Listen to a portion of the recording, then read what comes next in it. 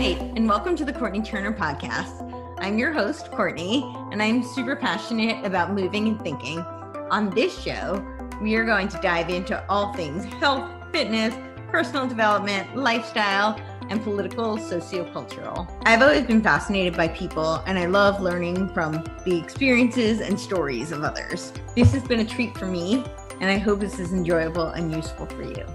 As always, if you have any questions, comments, or any way that I can make this a better experience for you, please don't hesitate to reach out. Hello, and welcome to the Courtenay Turner podcast. I am here today with my dear friend, Sean David Morton. He is a writer, producer, director, and the host of Strange Universe radio show, which is back now. And he was also really instrumental. You were one of the people who really kind of opened my eyes to what's actually going on in the country and the world. Thank you.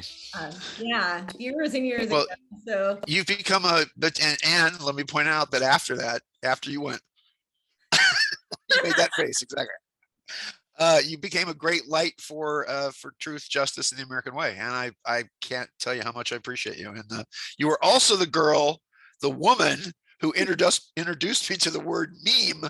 And I said, that's the dumbest word I've ever heard. And you're like, no, memes, it's going to be a big thing. Meme. I'm like, Mimi? And no, M-E-M-E, Mimi. No, memes? No, it's memes. And I was like, that's what? And now it's everywhere. So you were the person that actually turned me on to the word Mimi or meme, and said it was actually going to be a big thing in the future. This was like 15 years ago, by the way, I think, wasn't it? 10 years ago? You actually said 13 years ago. Yeah. You were doing a production company called Meme Productions or something. I think it was Quixotic Memes. Quixotic Memes. Yeah. And I thought it was the Quixotic one I got, but the meme part was, so you created it. I have to give you total credit for that. Wait, I want to show you my cup. So hold on. Can you see my cup? Yes, tears of my enemies. So everybody needs a cup like this. So there you go. Everybody. All right, what are we going to talk about today, darling? Oh, yeah. So maybe just give my audience a little brief overview of who you are and gosh. Oh, please don't make me do that. Okay. Let me see. Grew up in Southern California, and then my parents got divorced and moved to Northern California. Went to Stanford, then transferred. I thought Stanford was just stupid. They don't even give you grades at Stanford. They give you cookies and gold stars and stuff like that. And fantastically ugly women, though. Fantastically ugly. If you're into ugly women, Stanford's the place to go. And transferred down to go to USC. Got 2 degrees at USC, a political science degree and a master's of performing arts as well. Got out of USC, actually, oddly enough, was working for, actually sold the script to Buck Rogers, which was the TV show way back in the 80s. Was friends with Gene Roddenberry at the time. Gene Roddenberry, and then the Writers Guild, and then everybody went on strike. If you were, well, you're too young for this, but the Writers Guild went on strike for a year, and then SAG went on strike for a year. So everybody had to find something else to do. Mm-hmm. So I was DJing at places like Osco's and Houlihan's, and we had a nightclub called Vertigo in downtown Los Angeles that we eventually sold to Prince, and he turned it into something awful called the Glam Slam. And so did that. Then I got back into long story short, so with Vertigo, when Vertigo closed and we lost our lease on that, I had a whole bunch of money because I'd made a ton of money in stocks. Actually, weirdly enough, I invested in a shoe company called LA Gear that nobody may remember or not. I remember. But it used to have LA Gear. Yeah, it had the building, the Los Angeles. They used to be on all the badges, and that was the library building. And so I made a bunch of money on that. Went from 8 to 80 and split. And then I invested in a company. I used to watch Jeopardy with my grandma years ago when it was Art Fleming. And I invested in a company called King World Syndication 3 months before Jeopardy, Wheel of Fortune, and a weird little show called Oprah Winfrey went on the air. And I saw a video of Oprah. Man, she was messed up in the day. She had this messed up nappy hair, and her teeth are all different way. I mean, she literally looked like a hillbilly version of what Oprah looks like today with all the plastic surgery and whatever. And I still don't understand how she's still doing the Weight Watchers ad, and she's still fat. I don't understand that. She's still huge, and she's like Weight Watchers, and you're like, they only shoot her from here up. So and now she has to look smart, so she's wearing glasses now. She has a new ad about something like, don't be like her, do Weight Watchers. Is that's how that works? Yeah, kind of, yeah. And it's funny because she started the yeah, we can talk about this forever, but I used to go over to, she had a company called Oxygen, I think it was. Yeah. And it was funny because that's what they paid the workers, is air, nothing. And you'd go over there and people were like, you got another job? You got another job? You got any leads on anything? Please, God, get me out of here. I mean, it was literally the closest thing I've ever seen to a cotton plantation ever, because she paid them nothing. And but I guess that's why she's a billionaire, I suppose. So that was the OWN network and what have you. So I went through the whole process. I was doing we had a production company. God, I haven't talked about this forever. I was making all kinds of money just coming up with concepts for rock music videos. So, which I know is a weird thing, but you know, you have a rock music video and just come up with an idea. And we were doing music videos for Genesis and Phil Collins and Mike Rutherford. Well, I'll give you an idea. We had Phil Collins had a song called he had a song called Take Me Home. You ever heard the song Take Me Home? And so my friend Doug Nichols, who was a partner in the company, he was touring with Phil Collins and Genesis. And I had an idea that just said, well, Doug, just, you're in all these cool places, take Phil out and record him singing the song in front of cool places like the Sydney Opera House, and there's your video. So I got paid like $5,000 for that story. And then one day, this is a fun story. Phil Collins is like, hey, I've got all these people. He's got this horrible accent. He goes, I've got all these people pitching me stupid shit. They want me to be a spy, and they want me to be a cowboy, and they want me to be a samurai warrior. And I said, well, you know, nobody's ever done a video about people who pitch videos or people who do videos. Why don't you do a funny video about people pitching you these stupid ideas, then do each one of them in a little piece? And that became the video. I mean, I got paid $5,000 for that, and it became Billy Don't Lose That Number, where he's dressing up in all these different things. But anyway, so we did rock music videos, we did previews, we did all kinds of stuff. We had a company called High Five Productions actually on the MGM lot. So when Vertigo closed up, this is a big, long story. I had a bunch of money, and I packed a bag and a stick, and I just wanted to walk about. And I went to England, went to my grandmother's ancestral farm, which is in Blarney, as you can tell. The family had a sheep farm. The O'Day family, actually, which is my grandma, had the O'Day sheep farm across from Blarney Castle. And then I went to India, and in India, I went to a big festival called the Kumbh Mela, which is a big water festival. Everybody jumps in the river. And so I spent about 4 months actually at the Dalai Lama's palace. I'm not sure what you would call it. It's British offices that were abandoned in 1948. And they, when the Dalai Lama came over in 59, actually escaped from Tibet, they gave him all these offices. So it became the Tibetan Library of Research and Enlightenment and Development and all that. So, you know, I began studying Tibetan Buddhism, had a personal meeting with the Dalai Lama. And I said, because he was leaving the next day to go to Europe. And I said, I feel like I should go somewhere else. And he got out a map book. This is a much longer, more interesting story, but he's pointed, said, go there. And he pointed at a monastery called Tangbache. And Tangbache it's at the other end of Nepal, right on the border of China. And it's at the foot of Mount Everest. And I was like, you know, instead of thinking, oh, I have a great mission from the Dalai Lama, I went, man, that's really far. It's like, really, you want me to go there? And it's like, can I pick up some milk and eggs at the store? And he's like, that's just where you will go. And I was like, all right, fine. So he leaves. Interesting enough, and this relates to the story, I'm 28 years old at the time, 27 actually. And so I'm on my way. I go back down to Delhi, and on my way to go to Nepal, I go down to the south of India, and you should get this done. I'll actually see if I can get this done for you. But there's a sacred temple in Madras, and Madras is it's in the eastern south part of India. It's kind of across from Sri Lanka, and it's not even called Madras anymore. I think it's called Chenma.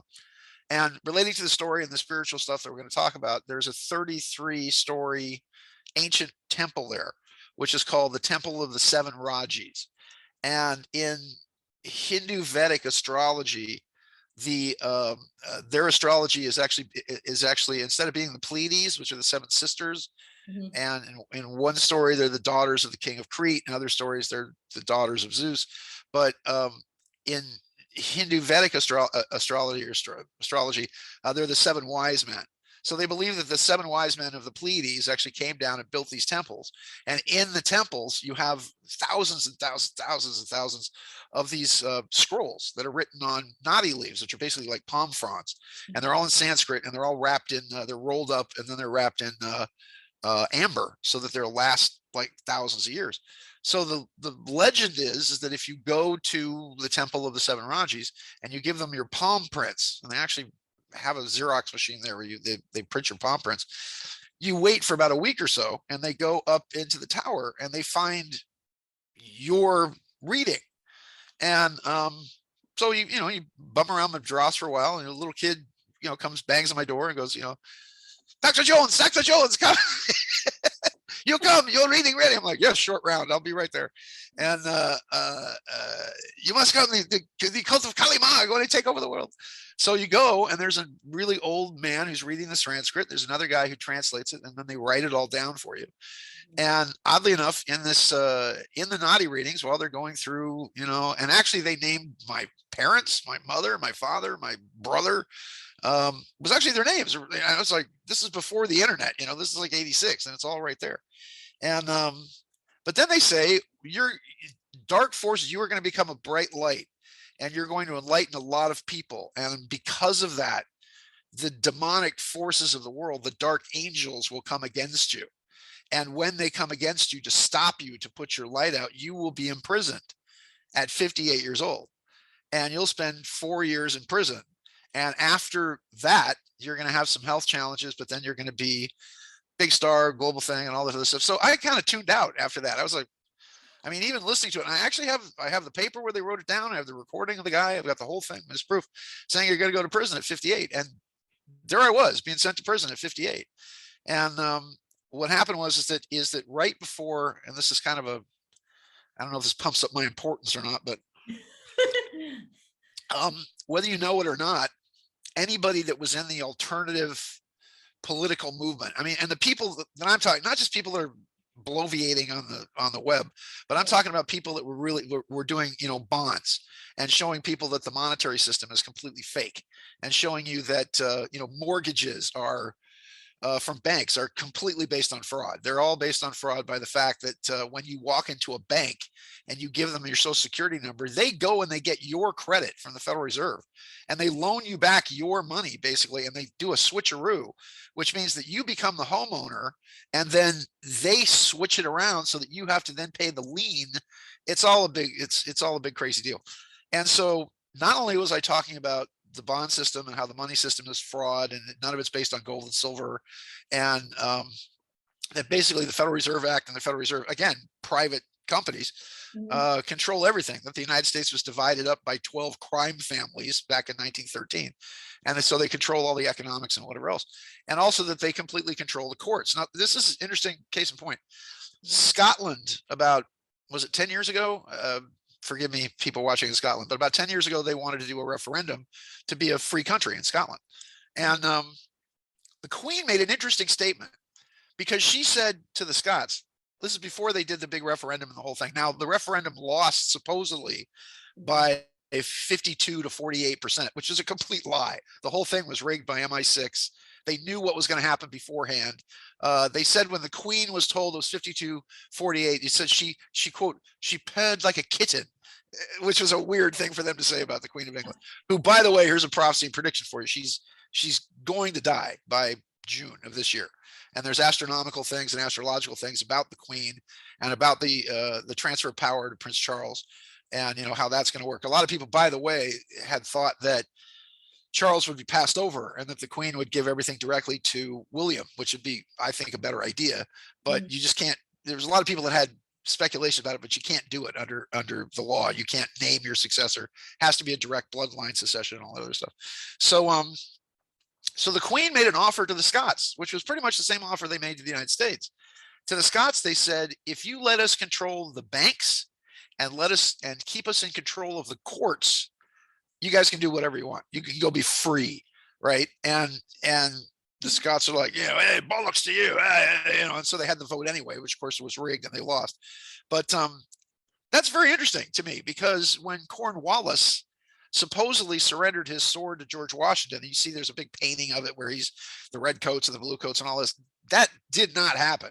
What Cornwallis did is he shook his sword in Washington's face, and he basically said, you Yanks better pay up, or we'll be back and we'll burn this stinking place to the ground. And which is exactly what they did in 1811 and 1812, when the United States decided that when they broke the central bank of England's control, which was all set up by Alexander Hamilton, by the way. I mean, Hamilton was like, real. I mean, now they have plays that are celebrating him, but he was a total scumbag.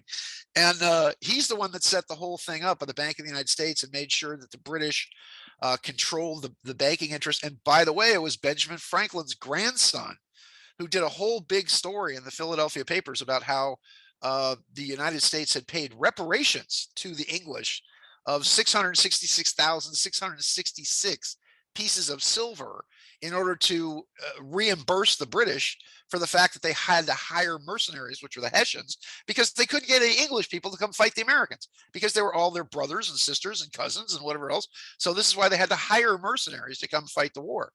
And there's this big scandal, and it led to this whole big history lesson about this, but it led to the original 13th Amendment. And the original 13th Amendment, which was completely just thrown down the memory hole of history, basically said that you could not take a title from a foreign country, which, by the way, all lawyers who carry the word Esquire behind their names, that's a title from the Queen of England, as I'm sure you know. So, you know, an Esquire is somebody who is the assistant or groom or squire of a knight. And how this used to work is you sent the Esquire into the town, and the Esquire would stand up in the middle of the town and say, all right, mates, you don't pay your taxes. I've got a knight behind me, and he's got a mace and a sword, and he's got a bunch of other friends same way, and he's going to come in and burn your freaking house down. And if people couldn't come to a deal with the Esquire, the knight would come in and burn everything down. That's where the whole thing came from. But the bar card stands for British Accreditation Registry, or British Aristocratic Registry, and it's all run out of a place called the City, which is an area in London. It's a triangular area in London, which, by the way, at the exact center has a big statue of Baphomet, you know, the ram-headed god with the tits, or the boobs, I'm sorry. And I'm not sure what the proper term is for women's breasts. These, I don't know. My wife keeps saying, well, you have to say boobies because it's cute. So there you go. So anyway, long story short, I challenged the legal system. I challenged their bond system. I'd actually figured out we had an investment group. And so I filed taxes a certain way, which got me a bunch of money back from the IRS, not just for me, but the various people that were actually in this investment group using this process called 1099 OID.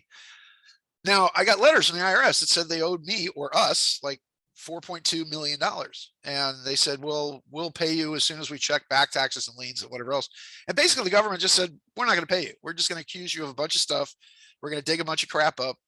And the bonds are interesting, because when we sent the bonds, we would send them to the banks and we would say, if anything's wrong with this, if you don't like this for any reason, send it back and we're fine. I mean, it had a whole thing where it's like, you've committed fraud against these people. So here's a bond written out not only with a social security number, but also people don't realize there's a number on the back of your social security card that's in red, because red stands for blood. And that number, which always starts with a letter, A through L, because there's 12 Federal Reserve banks that all have different numbers to them. So A is Philadelphia, B is Boston, C is New York. The last one I know is L, because that's San Francisco. That's the Western region. And so you're basically owned by them. And people also don't realize that Social Security cards are not issued by the Social Security Administration. They're issued by the Commerce Department. So another theory is the reason they're allowing hundreds of thousands of immigrants into the country across the border is that they want to issue them Social Security cards, because with those they can borrow more money with them, because the Social Security card is what allows them to borrow money against the citizens. It goes on and on and on. Yeah. So it's weird to be in a case where you have the entire Department of Justice aligned against you personally, and having them just make stuff up. And by the way, all the tax stuff was 5 years past the statute of limitations, because tax stuff is 3 years, and yet we're at 7 years. And they were like, okay, the judge is like, I don't care, statute of limitations, what's that? And when you have a prosecutor actually stand up and say, well, he's committed a crime in which there's no victims and no monetary loss to anybody. Right. And I was like, what? I said, so who did I hurt? How do I have the Sixth Amendment right to face my accuser? Well, you're being accused by the United States. And I was like, then put him on the stand. You're basically saying me, a living man, and I protest this because I'm not the all capital names in that document. You have Sean David Morton in all capitals. That's not me. It looks like me. It sounds like me, but it's not. My name is spelled capital S-E-A. That's the living blood and flesh man, not this corporate matrix intersection that you all are doing. And it didn't matter to them that it was beyond the statute of limitations for all the tax stuff. We're going to get you anyway. They couldn't make any sort of case because they couldn't find anybody to testify against me, because I told them, I said, look, I'll do the bond work for you, but I'm submitting this on your behalf. I'm just helping you with the paperwork. And, we charged a super minimal fee, I think of about $2,500. And I said, and if they send any of the bond paperwork back for any reason, I'll give you back your money, because we're just doing the processing. They didn't care. And by the way, interestingly enough, every single one of the bonds we sent was used and monetized by the banks. And we had proof, because we had QSIP numbers on the bonds that showed the banks had monetized these and used them. And they still tried to say that it was fraud because they figured it could get that past a jury, because they don't know anything about economics or how anything works. They had their bank expert on the stand, and the bank expert not only did not know that the Federal Reserve was private, number one, did not know. Oh, he didn't know. Yeah, he was like, I said, the Federal Reserve is a private company. They were just on the TV, in Congress, where I think it was Ron Paul said, well, how can you just print $1 trillion?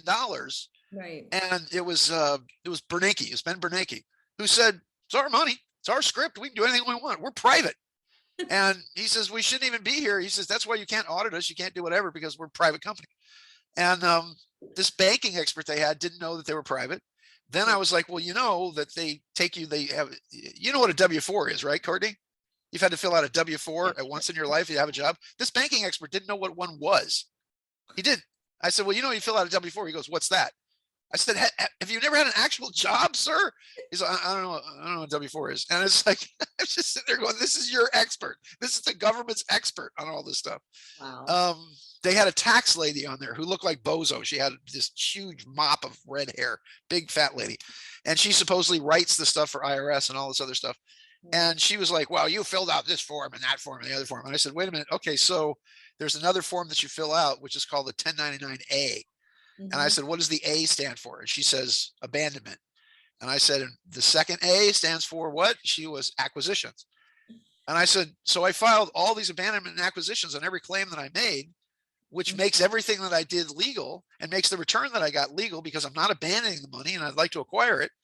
And she said, quote, I was not instructed to look at that part of the file. And I said, who instructed you? Them. And she pointed to the DOJ. And I said, so the evidence that would have exonerated me, not only did you not look at, but your testimony was coached by these people. And I began to realize it was just such a railroad job. And I stood up in the court. There's two last things I'll talk about here. I stood up in the court and said, Your Honor, I demand that you tell me what the jurisdiction of this court is over me, a flesh and blood living man, when I'm being accused by a pile of paper against a living man. And I said, here's the jurisdiction of the federal courts. You have jurisdiction over contracts between the states. And I said, everything I did was within the state of California. There's nothing actually even interstate, and piracy on the high seas. As a matter of fact, it was weird because I was in this satellite camp where there's no walls, there's no fences. You could walk around. There were guys running out to the road and like banging their wives in vans, and then they jump back over the fence. I mean, it was Hogan's Heroes meets like Gilligan's Island. It was really kind of Stalag 13 meets Hogan's Heroes. And but all the guys that I was in this camp with were, let me see, we had Debo, who was the huge black guy from the Fridays movies. He was also in Batman and all that other stuff. We had a guy who'd won 2 Super Bowl rings with, I think, the Broncos and the 49ers. Had another guy that was Charles Barkley's attorney. My bunkmate, actually, my bunkmate was was Calvin Coolidge's grandson, and the guy over here on the other side was Heather Locklear's boyfriend. He was one of the most famous plastic surgeons in Hollywood. And I knew Heather because Heather went to UCLA, and I was in a fraternity with her brother. And so I'd see her all the time. And I'd say, "Oh, Heather, what do you want to do?" "Oh, I want to be an actress." And I was like, good luck with that, because she wasn't that attractive actually in college. So that's funny. Anyway, I just thought it was funny that Mark was, it was her boyfriend, and it's all people in there for tax stuff and bond things. And a lot of people got swept up in the 2008 thing, where what they did at the time was not even illegal. And yet, instead of going after the people that actually did it and stole people's money, they went after the poor people that were hedge fund managers and, whatever else. And again, I would say 75% of the guys who were at this federal camp, had no idea why they were there, because of this complete convolution of the feds. So anyway, where was I talking about all this stuff? So I demanded to know the jurisdiction of the court. And I said, I have a fundamental right to know what the jurisdiction is. I might as well be tried on the moon of what your jurisdiction is over me, as far as what this is and whatever else. And the judge, exact words, mind you, he pointed at me and threatened my life and said, "You're going to shut up, or you're going to sit down, or you will face the most dire consequences imaginable. I will make prison look like a birthday party for you." And I started packing my stuff up, and he goes, "Where are you going?" And I said, "I'm leaving. If you can't say what your jurisdiction is, if you can't even lay the basis of why I'm here, right, then you have no right to hold me here." And I almost made the door when he pressed a button on his desk somewhere, and these federal marshals came flying out of the side doors and grabbed me and literally wrestled me back to my seat. And again, this judge pointing at me saying, "You shut up and sit down." It goes even deeper than that, because then they wanted to rig the jury.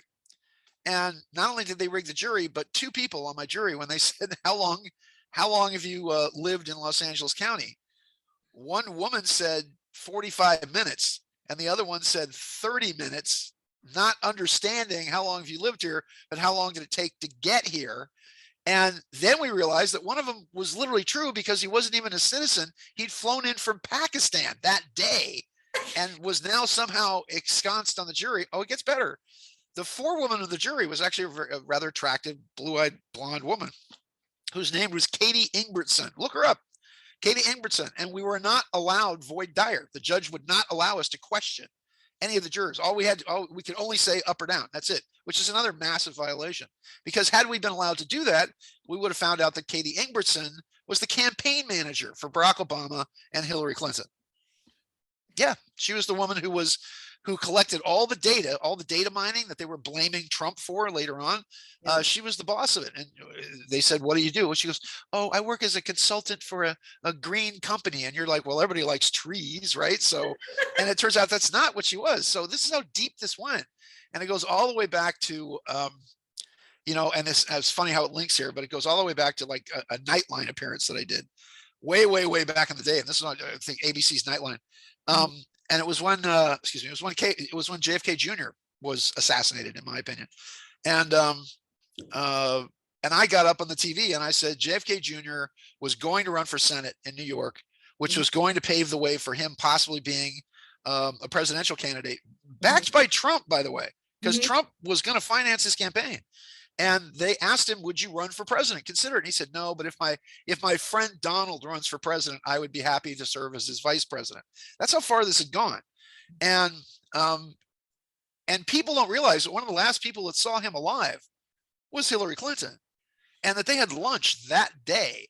And it broke into a huge argument that people were talking about in the people who overheard, because they were in a very fancy restaurant in New York. And he basically told her, he said, "You're a carpetbagger. You're no good for the city or the state of New York. You're not even from here. I think you're bad for New York, and you're bad for the country." And basically everything but calling her an evil, demonic bitch. And so the weird part about it is that I got a hold of the footage of them actually coming out, because at this time I was working for, oh my goodness, I was one of the people that had the first original shows on the Sci-Fi Channel. We had a show called Declassified. We had another show called Mysteries from Beyond the Other Dominion, which is kind of a joke going, or clams from Venus, that sort of thing.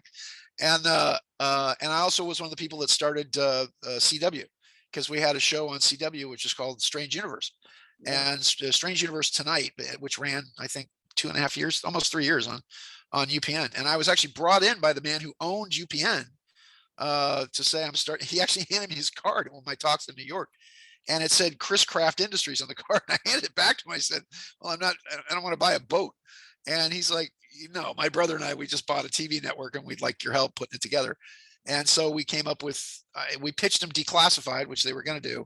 And then I teamed up with other people. So we started a show called Strange Universe, which again was a huge hit and would have run, but they they decided to go more urban, I guess. And so you had shows like Brandy and Moesha and all that, which mixed with Star Trek Voyager was not right.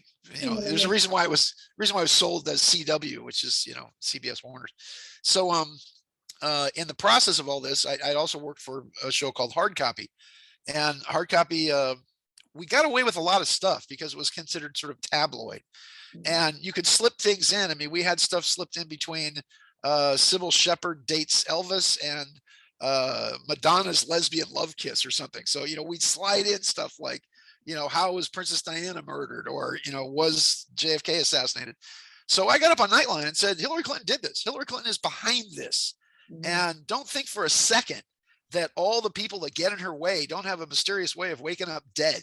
And I started saying, there's about 350 people that I can name just off the top of my head, maybe the first 20 of people that got in her way that died. And her ultimate goal is to be president of the United States. And anybody that gets in the way of that will not be in good health a few days later. And so they had some girl come on, some little bimbo-y girl that was like, JFK wasn't going to run for president. And I'm like, he's JFK Jr. He's handsome. He's political. He runs a magazine called George, for God's sakes. And when you saw them coming out of the lunch, he was mortified. I mean, he was white as a ghost. I mean, he was Casper, the friendly Kennedy. And they said, what did you and Hillary talk about? And he's like, no comment, no comment. He looks scared to death when he goes in the car.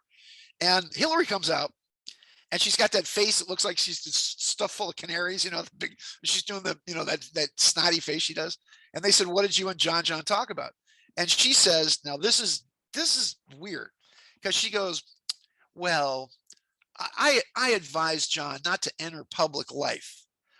Now that's a threat, because his mother said, I dread the day. I'm praying that my son does not enter public life, because if he does, he'll wind up like his father and his uncle Robert.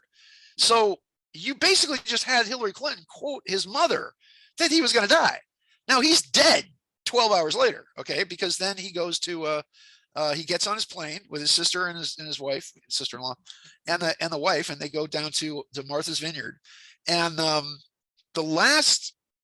very last thing that we got, now we had a friend of ours who worked for the FAA, and he had gotten us the tape. Actually, we did a piece on TWA Flight 800. And if people don't remember it, TWA Flight 800 was taking off out of LaGuardia to go to Paris.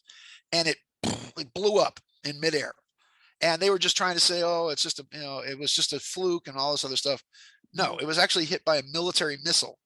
And it was an accident, but if the military was found out that they were doing military tests no less than like 5 miles off the coast of New York, if they found out that it was actually a submarine that was doing target practice with missiles, that was actually shooting at a boy that was being towed behind a helicopter, they'd be liable for billions of dollars.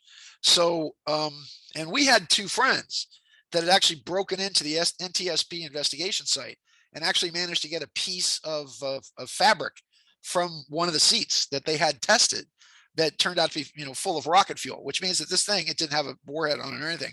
But commercial airliners are basically like tin cans. They're literally made out of like aluminum foil. And this thing went, tore right through it. So, and we had the proof from the FAA, because the FAA, we had the radar scanner that showed TWA Flight 800, being fat and happy, just flying through the sky. And suddenly, boop, this thing comes up and you see the missile go boop, boop, boop, boop, boop, and the plane explode. So we went to the same guy and said, can you get us the tape from the FAA tape from the tower? And the last thing we got was 15 minutes before he disappears or crashes. He's on the control tower. He says, I have the tower in sight, runways in sight, lining up for approach. Okay. And we said to the guy, he said, where's the rest of the tape? He says, it's been classified by the executive branch, which means the president of the United States took this and classified it. He just can't get it for you. He says, it's like super above top secret declassified. He said, why would the last 15 minutes of this? And he says, you tell me. So we had an eyewitness also who claims he saw a helicopter with machine guns chasing a Cessna around, machine gunning this thing out of the sky. Then when the investigation came, I'm sorry, when the search and rescue came, anybody who's familiar with this, they know that it's all hands on deck. Everybody goes, everybody takes their boats out, and of course everybody has a boat in Martha's Vineyard, and they would have all been out searching for him. Not this time. The president of the United States, Bill Clinton, took over personally the search and rescue, cordoned it off. They blocked off the harbor. They cordoned the whole thing off, and the whole thing was handed over to the Navy. The entire investigation, which never happened, not the Coast Guard, but the actual U.S. Navy. And I'll just tell you the rest of the official story and tell you how stupid it is. So he crashes at about 9:30, supposedly. Crashes about 9:30, 10 o'clock at night. They immediately cordon everything off. The Navy starts doing this. Now, the next morning, this is what's also kind of strange. The entire Kennedy family gets on a boat and starts just sailing around. The whole family, gets on Ted Kennedy's boat, and they're just sailing around. So we're not bothered by the press. All right. So that goes that day. And supposedly there's two warships involved, the USS Briscoe and the USS Grasp. And supposedly, and sometimes I get these ships confused, but the Grasp supposedly finds the wreckage of the plane. And by the way, the guy who was the witness who claimed that the machine guns were going off in the helicopter, he was like, you're searching in entirely the wrong place. What I saw was way over here. And why are you cordoning off this over here? So they find the wreckage of the plane. By the way, the photos that then run in Time magazine, the plane that took off was red, and the photos they ran were of a white plane. So how that got confused was another mystery. And here's the official story. Let me tell you the official story. The Kennedy family is out sailing around, at night, by the way. They pull up the wreckage, supposedly about 7 o'clock. They pull up the wreckage of the plane. Now, they tell you that they take the bodies of 3 people, staunch Roman Catholics, by the way, one person who has in his will that he is to be buried and has special permission. What's the point of this? To be buried next to his father in Arlington Cemetery. But what the military claims to have done is they pull the plane up, take all 3 of the bodies, apparently just shove them in a bag and cremate them.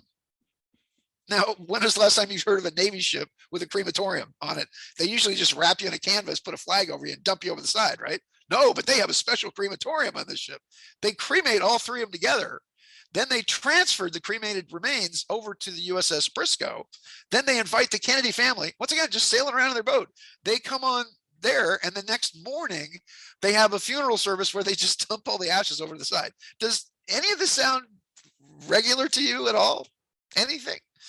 So I know. So then in 2000, let me give you the final aspect of this, and then we'll talk about other stuff, because I just thought this was a thing that I was talking about today for some reason. So because there's a guy out there apparently claiming that he's JFK Jr., which is certainly possible. But the reason I wanted you to hear this is because I'm the one that started the story that JFK is still alive. And the reason for this is that in 2003, I shot a movie that I won a bunch of awards for. It was a comedy murder mystery called Joe Killionaire, and it was a takeoff on the Joe Millionaire thing. I saw the screening of it. Yeah, we went to the screening, and I sold it to a company. They distributed it all over Europe. It got distribution everywhere except the United States, and which is a shame. And so I'm working with a guy who's MI6. And he's attached to the British consulate and the whole thing. And he was doing some editing for me. He was a computer genius doing some editing for me. And I flat out asked him, I said, well, look, you work for MI6 and he moonlights as an editor. And I said, can you tell me anything about JFK Jr. and about Princess Diana? Right. Princess Diana, he knew everything about everything. It was like he was there. He was like, I know exactly how they did it. I know how they blew this up. They did this. They had a guy on a motorcycle who hit him with a flashbang gun, the entire deal. He said, JFK Jr., not so much, not my thing, because it wasn't an MI6 operation. It was he said it was pretty much exclusively an operation of the executive branch, which means your president killed him. And I was like, okay. And he pulled it up on his computer, and it came up with on Her Majesty's Secret Service seal and the whole thing. He goes, man, he says, I'd be hung by the neck until dead for even admitting that I showed you this. And he said, all I can tell you is that when I look into both these files, and he had some on Your Majesty's Secret Service eyes only, your eyes only kind of thing, very James Bondy kind of stuff. And he said 2 classifications drop over these 2 files, which means I can't find out anything more about it. But he says, I can tell you for a fact that the murder of Princess Diana was ordered by Prince Philip. Everybody knows this. And he says the reason he ordered it is because we discovered that she was pregnant with Dodi Fayed's kid. And people don't realize that Dodi Fayed is a member of the House of Saud, which means he's royalty, the House of Saud. And Prince Philip said, quote, no bloody wog is going to be the future stepfather of the future king of England. And he's like, she's got to go. And he says that put the whole thing in motion. Now, there's a whole other thing to it as well. He says, because they approached the Americans to assist in the assassination. And apparently Bill Clinton had a crush on her and apparently tried to bang her when she was in the White House, and just showed up in the Lincoln bedroom with his pants around his ankles, doing a friendly penguin impression going, oh, look, Princess, looks like my London bridges are falling down there, baby. And she ran away from the White House like 3 a.m, claiming, oh, I had an early flight to catch it, which is stupid. So Bill Clinton had actually, the American intelligence had actually warned them that this was going on. And 10 days before the crash, Dodi Fayed's, Mohammed Al Fayed, the father of Dodi, actually had the Mercedes limousine checked out. And they found that there was a remote control device that was actually attached to the steering column, which means that they could have crashed they actually could have crashed the car remotely. So they knew that they were a target. They knew that what was going on, whatever else. And he says, but what happens is that the classification that drops is a Project Gaia, is what he called it, a Project Gaia classification. And I said, what's that? And he said, that's the British intelligence version of your WITSEC. And I said, what's WITSEC? And he says, that's witness protection. And I was like, my head just blows up. And I'm like, so you're telling me that Princess Diana and JFK Jr., once again, no bodies, because when I was working for Hard Copy, we offered $10 million for anybody that could give us a picture of Princess Diana's body. Nobody ever took us up on the offer. And these are the French. The French will do anything for money. It's like, I don't care. You want to see a dead princess? That's just fine with me. Here you go. Here's the pictures. I took them on my phone. And so this is where it got kind of strange, where I'm like, so you're saying that Diana and John might be still alive? And he's like, that's all I can tell you. He says, there are witness protection program. And I said, Diana, I can understand, but why would JFK Jr.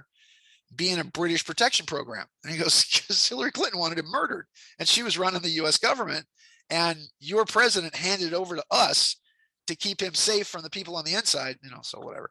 So, and this was just a kind of an interesting aspect of this. And I've just mentioned this offhand. And now you've got a guy out there claiming he's actually JFK Jr. and he's running around somewhere. And I'm like, there's a lot of problems with that too, because it's like, it's sort of like the old British TV series, The Prisoner. You don't just get away from the island. You have the giant balloon that chases you around and it takes you back and all that. So, is he still out there? Is he running around? Is he doing? I don't know. But again, there was a guy that now I've had a kind of a run-in with. I don't know. I didn't do anything to him, but who claims he's JFK Jr. And I was like, this guy was sleeping on my couch, borrowing money from me, and I've taken him out to dinner, and we took him to football games and things. I'm like, wow, you're JFK Jr. I didn't realize you were, American royalty. And so I don't know. So this just relates to all the stuff that's kind of going on now.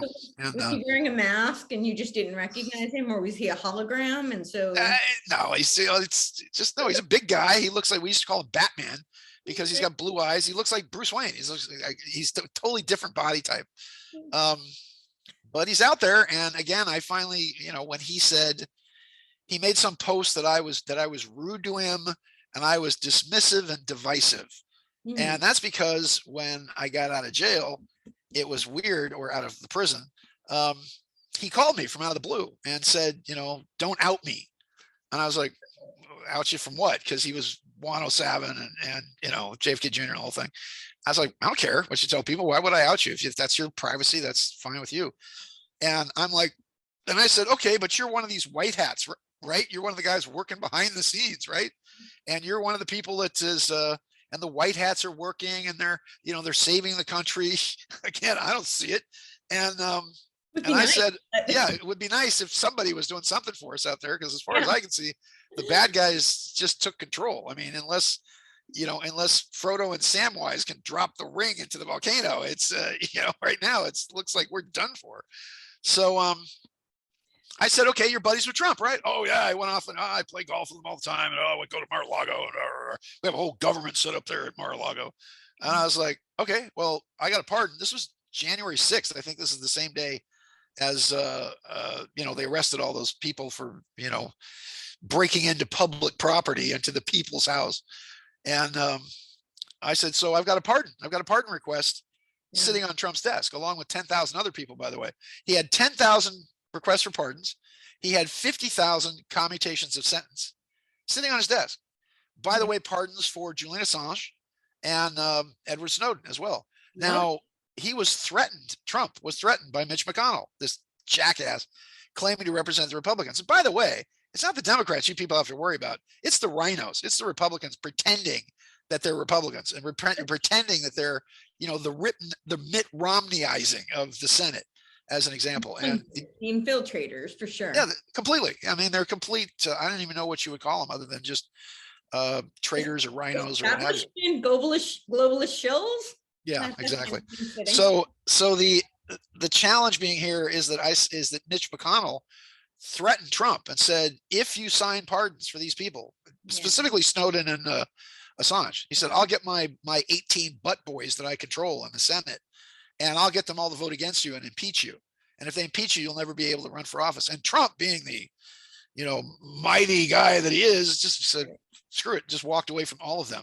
So the conversation was really interesting because this is when I just threw my hands up and I said, you're still the same guy, man. You're still the same old guy.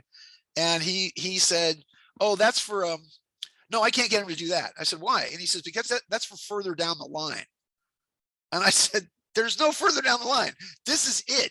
Everything that I predicted for Trump. By the way, I predicted he'd be president in 2015.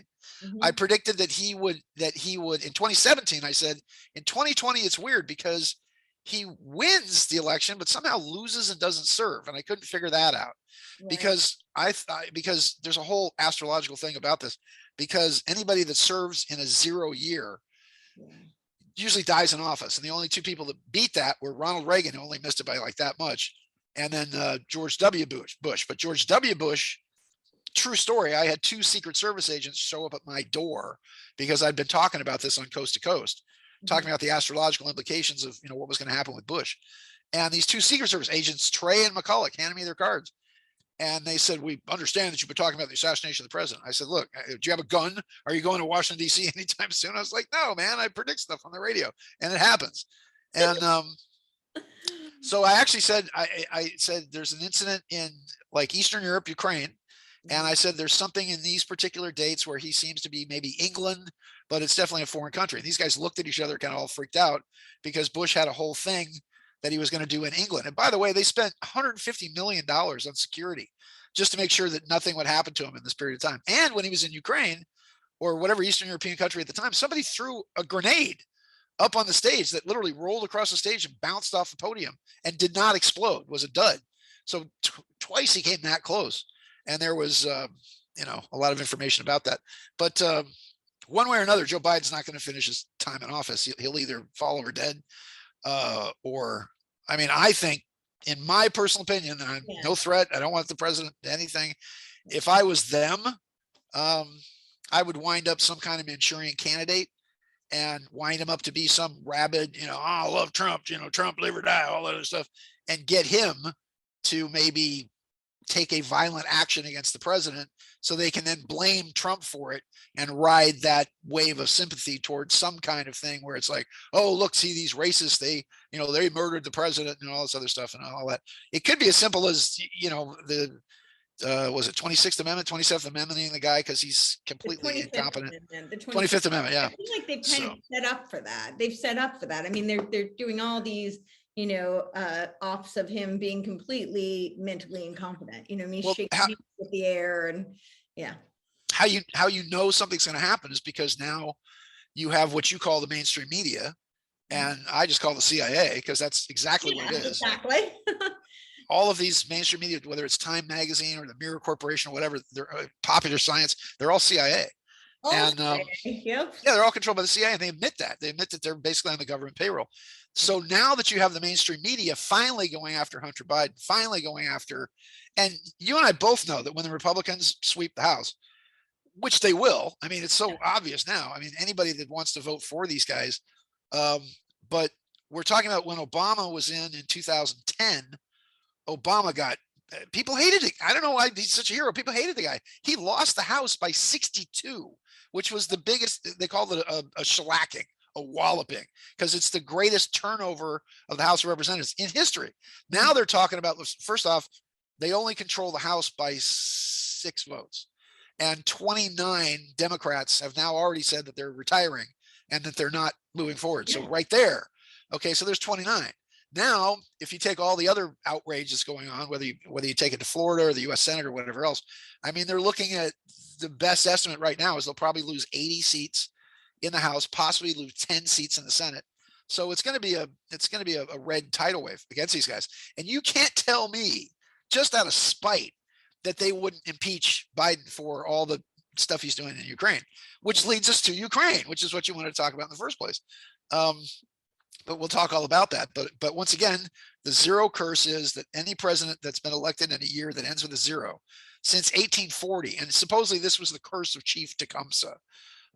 Chief Tecumseh, because we'd broken all the treaties, he predicted 2 things. Oddly enough, he predicted the New Madrid quake, which was 1812 and 1811 and 1812 and 1813, December, and which then disappeared the entire town of New Madrid, Missouri. And they said, the Great Spirit will stamp his foot, and a great trembling of the ground, it will come, and at the solstice. And so he predicted that. And then they also supposedly said any of the great white chiefs that end in a zero. So that started with Tyler, I think it was. But you have Tyler, then you have Lincoln, then you have Garfield, then you have McKinley, then you had Warren G. Harding, who just kind of fell over dead from the flu. Actually, he gave a speech like 3 hours long in the rain, and he fell over with pneumonia. That's how Calvin Coolidge became president. Then, of course, you had FDR, who died in office, served his term, but died in office. And then, of course, Kennedy and whatever else. So I don't think Joe Biden's going to escape it. And again, either an assassination and remember, removing somebody from power is considered a political assassination, I guess you could say. So if they impeach him and then get him on the criminal stuff, or if he resigns and leaves Kamala, that hyena, God, she's so horrible. So she's not even valid, right? Because she's a natural born citizen. She's not, right? No, she's born here. Her parents aren't. Her parents, right? Her father's born, so that doesn't make her qualified, right? Kind of does. I mean, it's like Ted Cruz isn't. Ted Cruz was actually born in Canada, so he can't run. I don't know what his deal is. Finally, everybody's coming around and realizing that Barack Obama was born in Kenya. But let's, and that actually, that's. Do you mind my just going off like this? Yeah. Okay, I'm sorry. I feel like. All right, I feel like I'm not giving you enough of a chance to talk here, so it's. But I'm so excited to see you. I've so missed you so much because we're such good friends. We used to do all kinds of stuff when you were here, and I really do miss you. California is a sadder place for you, and Tennessee would be a brighter place to have you in it now. So and again, greatest state in the land of the free. So just remember that for Davy Crockett. So okay, where was I? I was talking about the thing with the Biden. Kamala. Oh yeah, okay, all right, yeah, Kamala. Okay, so all right, now 107, or Wayne Williott is his actual name, was telling me that the rest of the story was, well, Trump will sign your pardon down the line, and I was saying there is no down the line, man. He's he didn't lose the election fair and square, but it has nothing to do with the votes. It has to do with the Electoral College. Right. I mean, the forefathers did not trust the people, so they put the whole thing to the Electoral College that the people would vote, and maybe the Electoral College would vote the way that the people voted. Based on the ancient Greece, and they saw that they didn't want mob rule, and they saw that they saw the values of the rural farmers they felt were more aligned with the good of the country. Right. than like the city people. And that's why they instituted the Electoral College, because they were modeling it off of the lessons learned from that. So Well, and now also, that's why you have a republic, right. which is a rule by law, and not a democracy, which means rule by the mob. Exactly. So, because that's exactly what democracy means. It means mob rule.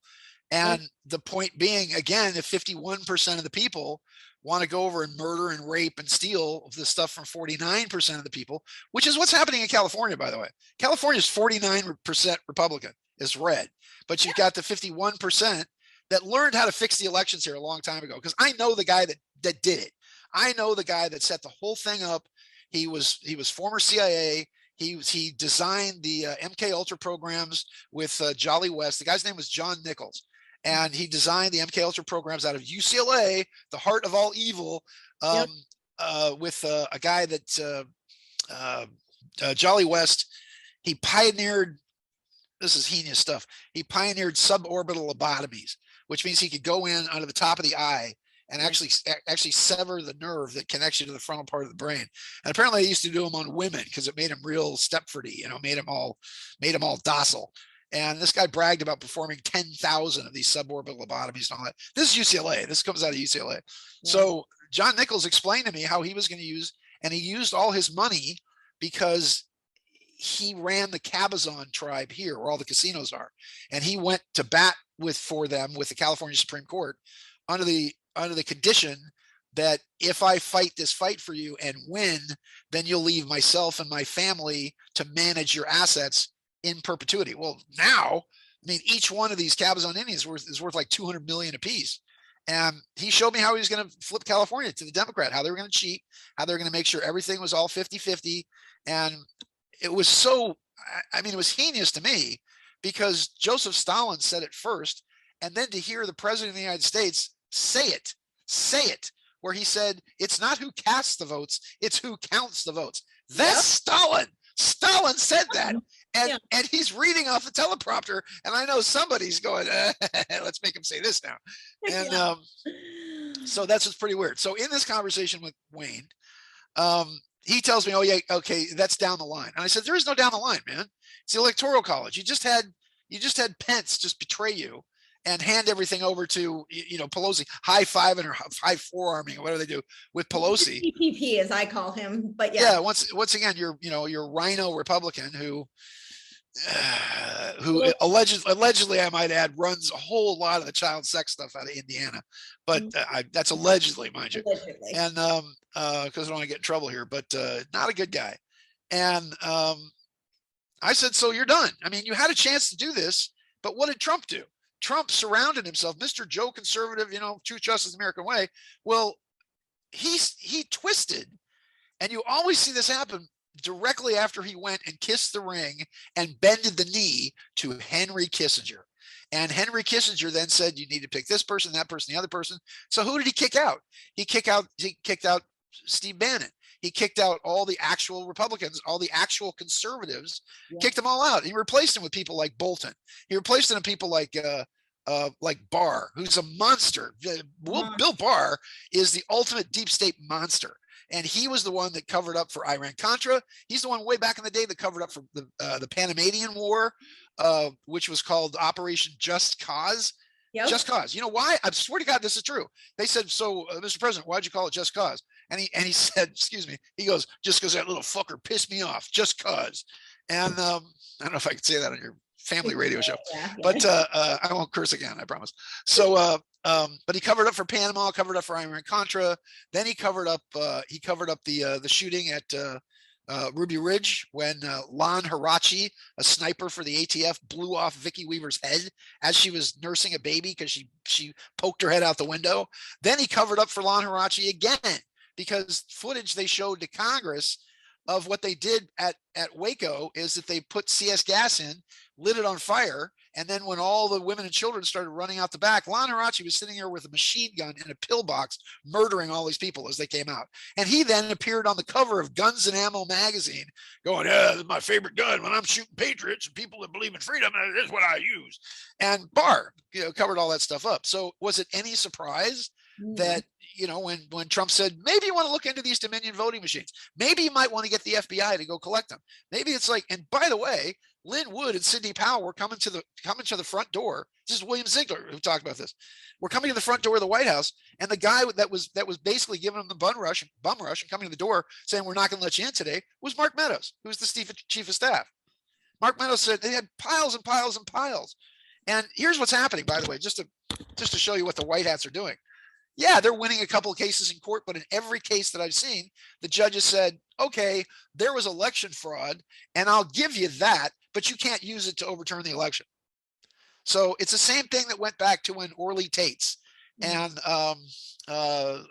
Leo D'Onofrio were challenging Barack Obama's presidency, saying that he was born in Kenya. You know what the judge and the Obama people would say, well, this is just himself. I mean, yeah. The Obama people would say, well, this is absurd and ridiculous, and we're just going to walk out if you continue with this. And they would walk out, and the judge would hand them the victory, but then say, yeah, but you can't do it. You can't use it for anything. In other words, it's only for this particular case, or it's all privately published, or whatever else. So it's but again, and this is where it leads to Trump. When Obama, I wrote a whole article about this about 2 months before it happened, saying Barack Obama is not a citizen of the United States.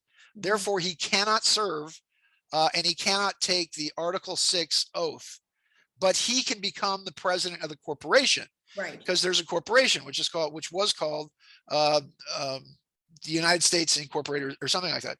But you can look it up on Dun and Bradstreet. And I did this, and I showed a lot of people saying, when I just looked up United States. And you find out that the Army is a corporation, CIA is a corporation, all corporations. Well, if they're corporations, who's incorporated them? In other words, what's the controlling power there? Right. Because you have to be incorporated by somebody, right? So supposedly the government is established to be the corporation, but what the Congress did, and you know all about, you're smarter than the average bear, obviously, because you can sleep all day, but before it's dark, you'll have every picnic basket in Jellystone Park. So, right, boo boo. So, this is fun. Thanks. So, in 1871, the Congress of the United States forms a separate government outside. Well, nobody gives them the right to form a new government outside of the Organic Constitution, and they come up with a corporation. Well, the Organic Act of 1871. Thank you very much. Exactly. But who's the incorporator of that? Okay, I'll give you this one. Who incorporated the new government of the United States? Take a guess. Who incorporated the new government of the United States? Who claims to own the world? Wouldn't it be the British? Higher than them. Oh, the banking people. Higher than them. Oh, come on, sweetie. He wears a big funny hat. The big funny hat. Yeah, big funny hat. Big funny hat.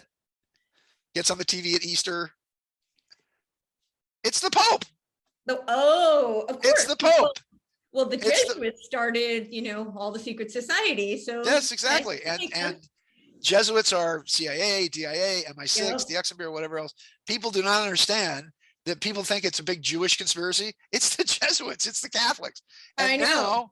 Now you have Nancy Pelosi. Don't get me started on that one. Yeah, Nancy Pelosi, Catholic. Joe Biden, Catholic. The entire 5 members of the Supreme Court, Catholic. I think they just tried to poison Clarence Thomas because Clarence Thomas just got sick. And I swear, I think they poisoned him. And he knew enough. He went back to some old world recipes to, cure what they did to him, because they wanted to get rid of him, because if they could put 2 people on the Supreme Court with this child molester Jackson woman, who's like, I thought the funniest meme I saw is that they had Giselle Maxwell, right? Mm-hmm. And she's got her eyes closed, and she's hugging a picture of Jackson, right? And she says, finally a Chief Justice who understands, right? Because she does all the child molestation stuff. So anyway, the whole point of this being is that the Vatican was the incorporating entity. And you can look it up on Dun. It has all of our world history locked up. Correct. So, yeah. Correct. And why is that? Because they claim, why are they the incorporating entity? And again, what I did is I just looked up on Dun and Bradstreet. Dun and Bradstreet you can go on a website called, if they still do it, Manta, like a manta ray, like a fish, MANTA, manta.com. And you can look up everybody.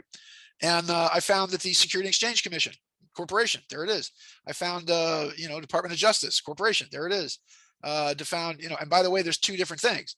There's the Department of Justice and there's the Justice Department. They're two different things. They're two different things.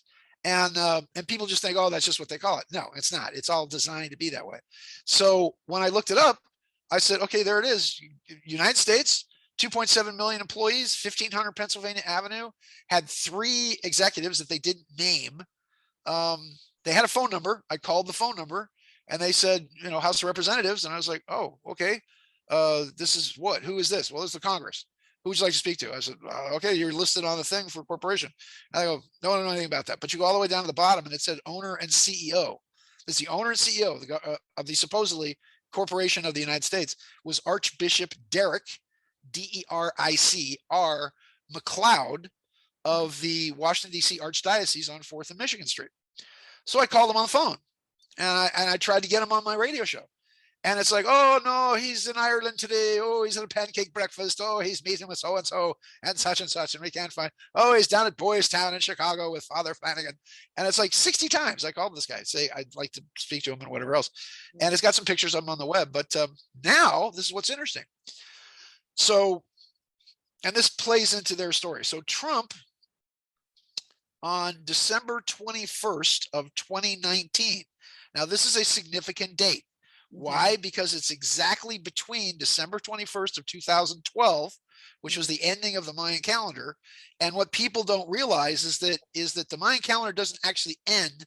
The Mayan calendar, under most of these Aztec calendars and Mayan calendars, you see a jaguar and he's got his mouth open and underneath the wheel. And what happens is that at the end of the cycle, you're eaten by the jaguar. The people are eaten by the jaguar and digested by the jaguar. And I don't know if that means he just poops you out into a total world of shit or not, but you're digested by the jaguar. And there's a 13-year period that goes from that digestion from December 21st of 2012 to what I'm saying is going to be the end date of a lot of stuff, which is December 21st of 2025. That's 13 years. So at the other side of that, the whole point of the calendar is that for the first time in approximately 26,000 years, you have the veils on the brain. In other words, there's the left and the right-hand sides of the brain. So you have the left side of the brain, which is dominant, masculine, aggressive. So it controls the right side of the body. This side of the brain thinks in terms of mathematics. 2 + 2 is 4, geometry, angles, balances the checkbook, does mathematics, geometry, whatever. But it's only the rational. It also sees things in linear time. So ABC, 1, 2, 3, 1 o'clock, 2 o'clock, 3 o'clock. Hey, and then now you have the super powerful brain, which is the feminine side of the brain on the right-hand side, controlling the left-hand side of the body. But what this side of the brain thinks in terms of, it has no mathematical ability whatsoever. 2 + 2 = purple to this side of the brain. And it's like, it's the crazy lady in the purple moo who's running through the field of poppies, going la, la, la, la, la. But this side of the brain is music, dance, art, color. It's ballet. It's the movement to music. It's all the beautiful things we think of in society that civilizes. And the most powerful thing about it is, and the reason it's been suppressed for all this time, is because this side of the brain thinks in terms of quantum time, which means that all of time and space as we know it happens all at once to this side of the brain. We only have time, as Einstein said, time only exists to keep everything from happening all at once, which it really does. So the quantum side of the brain, this is why remote viewing and all these other things work. If you can tap into that side of the brain and make it focus, you can know anything. I mean, as I say, the universe, that's why Alex Trebek was the ultimate Buddha, because the universe is filled with answers. You just have to figure out the right questions. So this is all about, you have to ask the right questions and you know anything. Matter of fact, the universe is constantly bombarding you with information. Know this, know this, know this, but nobody's asking the right questions.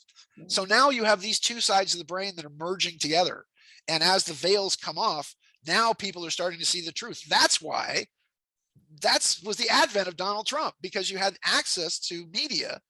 And there's one other thing that people also don't realize, and this is why it's so vital that Elon Musk buys Twitter or does something about breaking this media monopoly, these control monsters, who are in charge of all these massive corporations. You've got The planet has a 6 chakra energy system. This is all about, bring me back to December 21st, okay, of 2019. The planet has a 6 chakra energy system. Okay. The root chakra, which is where the masculine aspect of the God force strikes the planet, is in Lhasa, Tibet, is at that entire area of Tibet. As a matter of fact, it comes down from the 5 sacred mountains. You've got Mount Everest, you've got Changori, which is K2, you've got Annapurna, Mount Meru, and Amadamlam are the 5 mountains. And so the masculine aspect of the God force comes into that. That's why you have all these monks. That's why you have all the monks that are male, mostly. There are female monks, by the way, because you actually have black hat female monks that are tantric. That's a whole other story, baby. Wink, wink. So because they're very sexy, man. And but that's where the male aspect of the planet comes in, and it's dispersed by all the male monks because they take that raw God force energy and disperse it across the world. That's why they were important. Another reason why the Chinese wanted to destroy them all. So the second chakra is which is the belt of the world, which is where you even have 3 pyramids made like a big belt. Is Cairo, is actually dead center of the Great Pyramid. So that's the masculine prostate ovarian chakra of the planet. The solar plexus, which is a big round yellow circle, if you will, but the solar plexus is Stonehenge. So what did they build on Stonehenge? They built a solar wheel calendar right there. It's also why the crop circles are happening in that area, because not only does that energy act as the umbilical cord and which connects the gold and silver light to all of that throughout the world. But if you understand the Great Pyramid tells us that the first of the messiahs was either Buddha, Confucius, Lao Tzu, but all the Chinese philosophy that was happening around 6th century BC. Mm-hmm. The second chakra, which is in that area, which is the second of the messiahs, was Jesus. Because not only was he born within the level, but the pyramid actually, if you look at the angles, actually predicts the exact place where he would be born. And then he goes to Egypt when he's a little kid, because remember, they're running from Herod. And he takes initiation inside the Great Pyramid, in which the big God, the God force father God, fuses with the human force of the child. So that's why he's always saying the Son of Man and the Son of God, referring to himself in 2 things. When I say the Son of God, I'm referring to the greater, higher spiritual forces. And then he says, but the Son of Man says this and this. So that means that the next messianic figure, if you actually understand the angles of the messianic angle, actually means the next Messiah will come from England. So that's why it's going to be very, very important that when Elizabeth dies in the next couple of months, who the next messianic figure is going to be, because theoretically it could actually be one of the children of William. Maybe it could be completely outside of this. It was another reason why Diana Spencer, for example, she had more royal blood in her little finger than the entire rest of that royal family combined, because they're all Germans. Those people are all Germans. They're all Habsburgs. Walberg, Saxon, yeah. Yeah, and they changed their name to Windsor to not sound quite so Germany. So, and if you go to the gate of the castle, actually has a Buckingham Palace actually has a German iron cross on the front gate. It has a German iron cross, and then it's got, I think, it's either a lion or a unicorn. I forget. Last time I was partying there, yeah, the Queen, she gets a couple in her. She's a goer, man. So, and then I'm sorry, the heart chakra is Machu Picchu. The throat chakra is Los Angeles, downtown Los Angeles. It's actually it was all owned, continues to be all owned by the Catholic Church. And the center of the chakra itself is the gazebo on Alvera Street, and it's 8-sided, and it's designed to actually amplify the voice. But it's why we have the Grammys there. It's why we have the Grammy Museum. It's why we have all the music and movies and whatever else comes from the throat chakra. So the third eye of the planet, getting through this whole lengthy explanation, third eye of the planet is it's right outside of Osaka, Japan. And it's a place called Tenri City. It's a sacred city, and they worship. There's a whole religion which is part of Shinto Buddhism, which was started by a woman named Oyama, and Oyama was a Pleiadian contactee in the 1840s, and she started this whole religion based on the Pleiadians.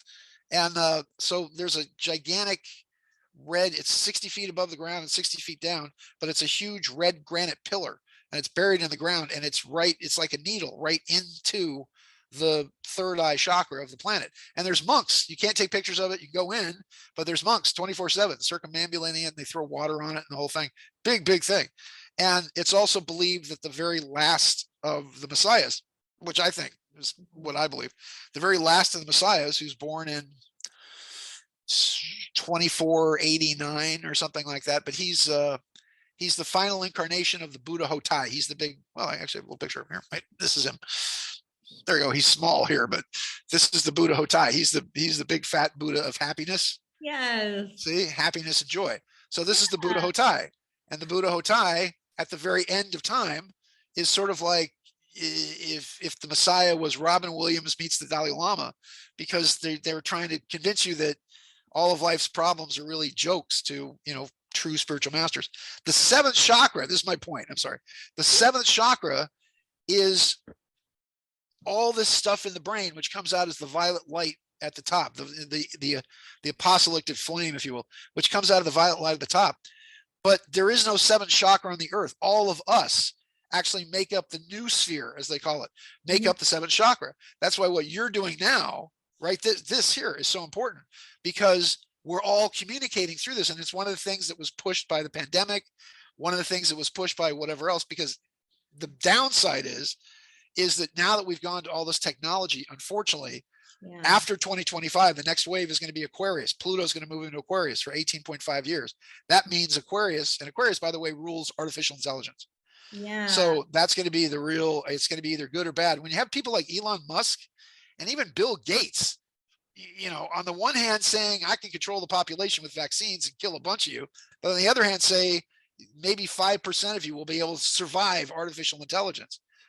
So, I mean, is it where Siri? Sorry, go on. Yeah. No, I'm thinking. So, what's going to happen?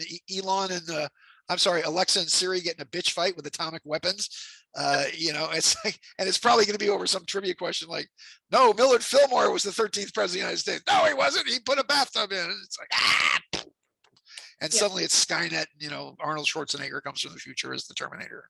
Right. So the reason I say that, I'm sorry, it was a big long. I'm having so much fun with you, so thank you so much. You too. So fun to talk to.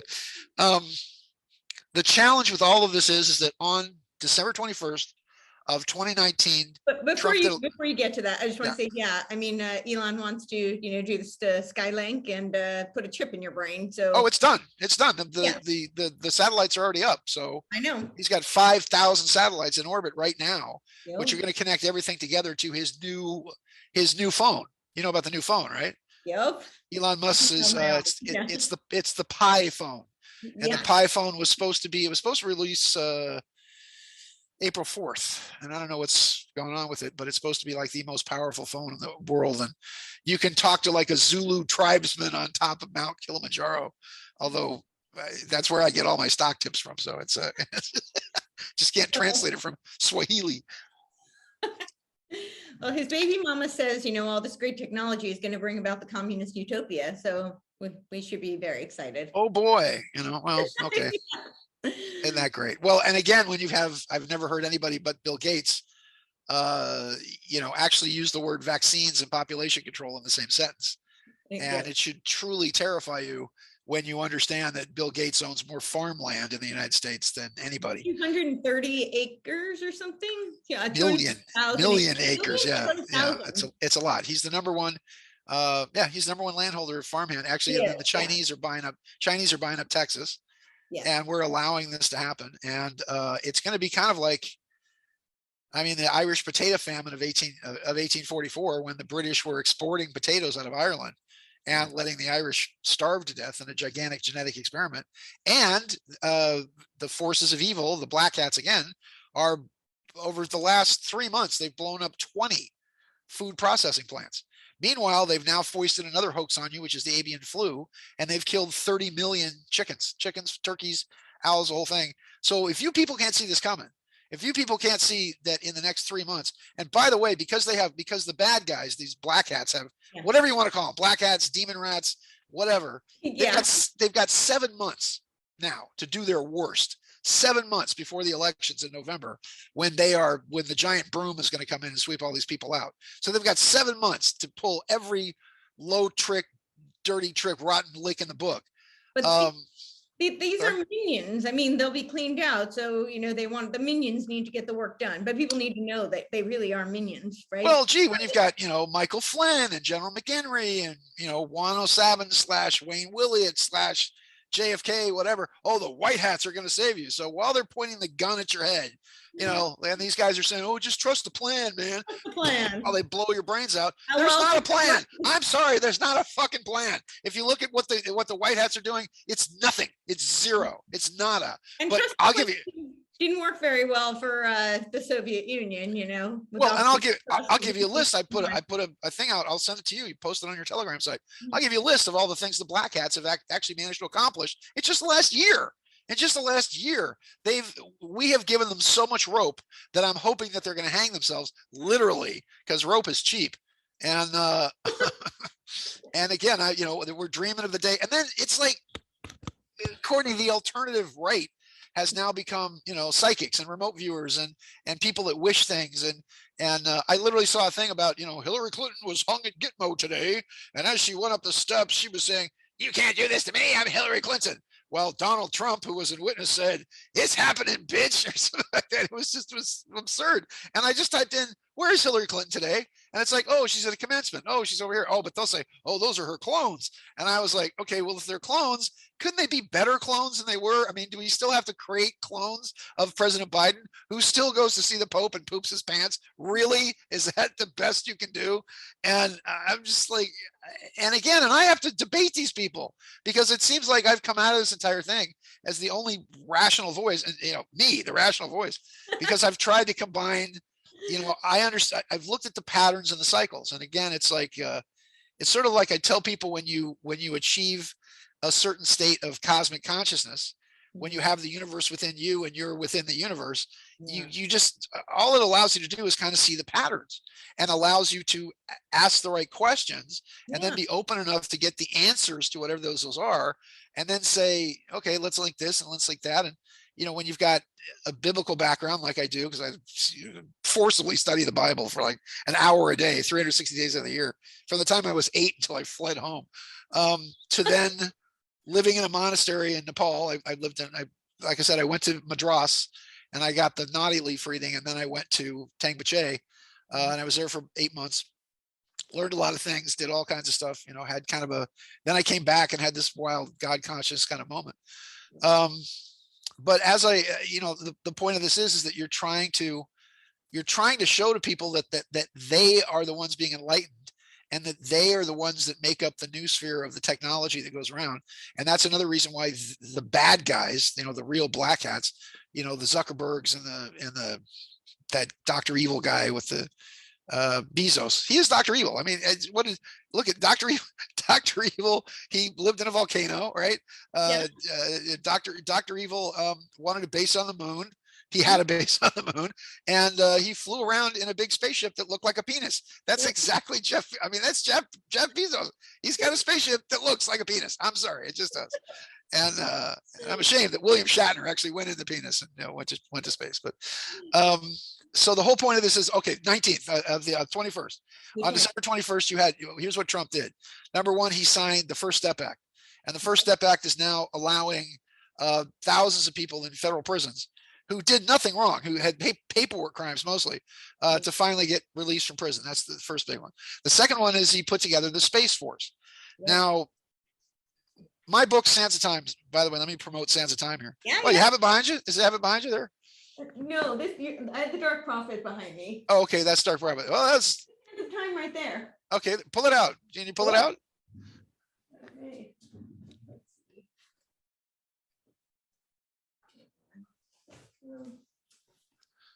Oh, sorry. I thought we were going to expose that was really a shower curtain behind you.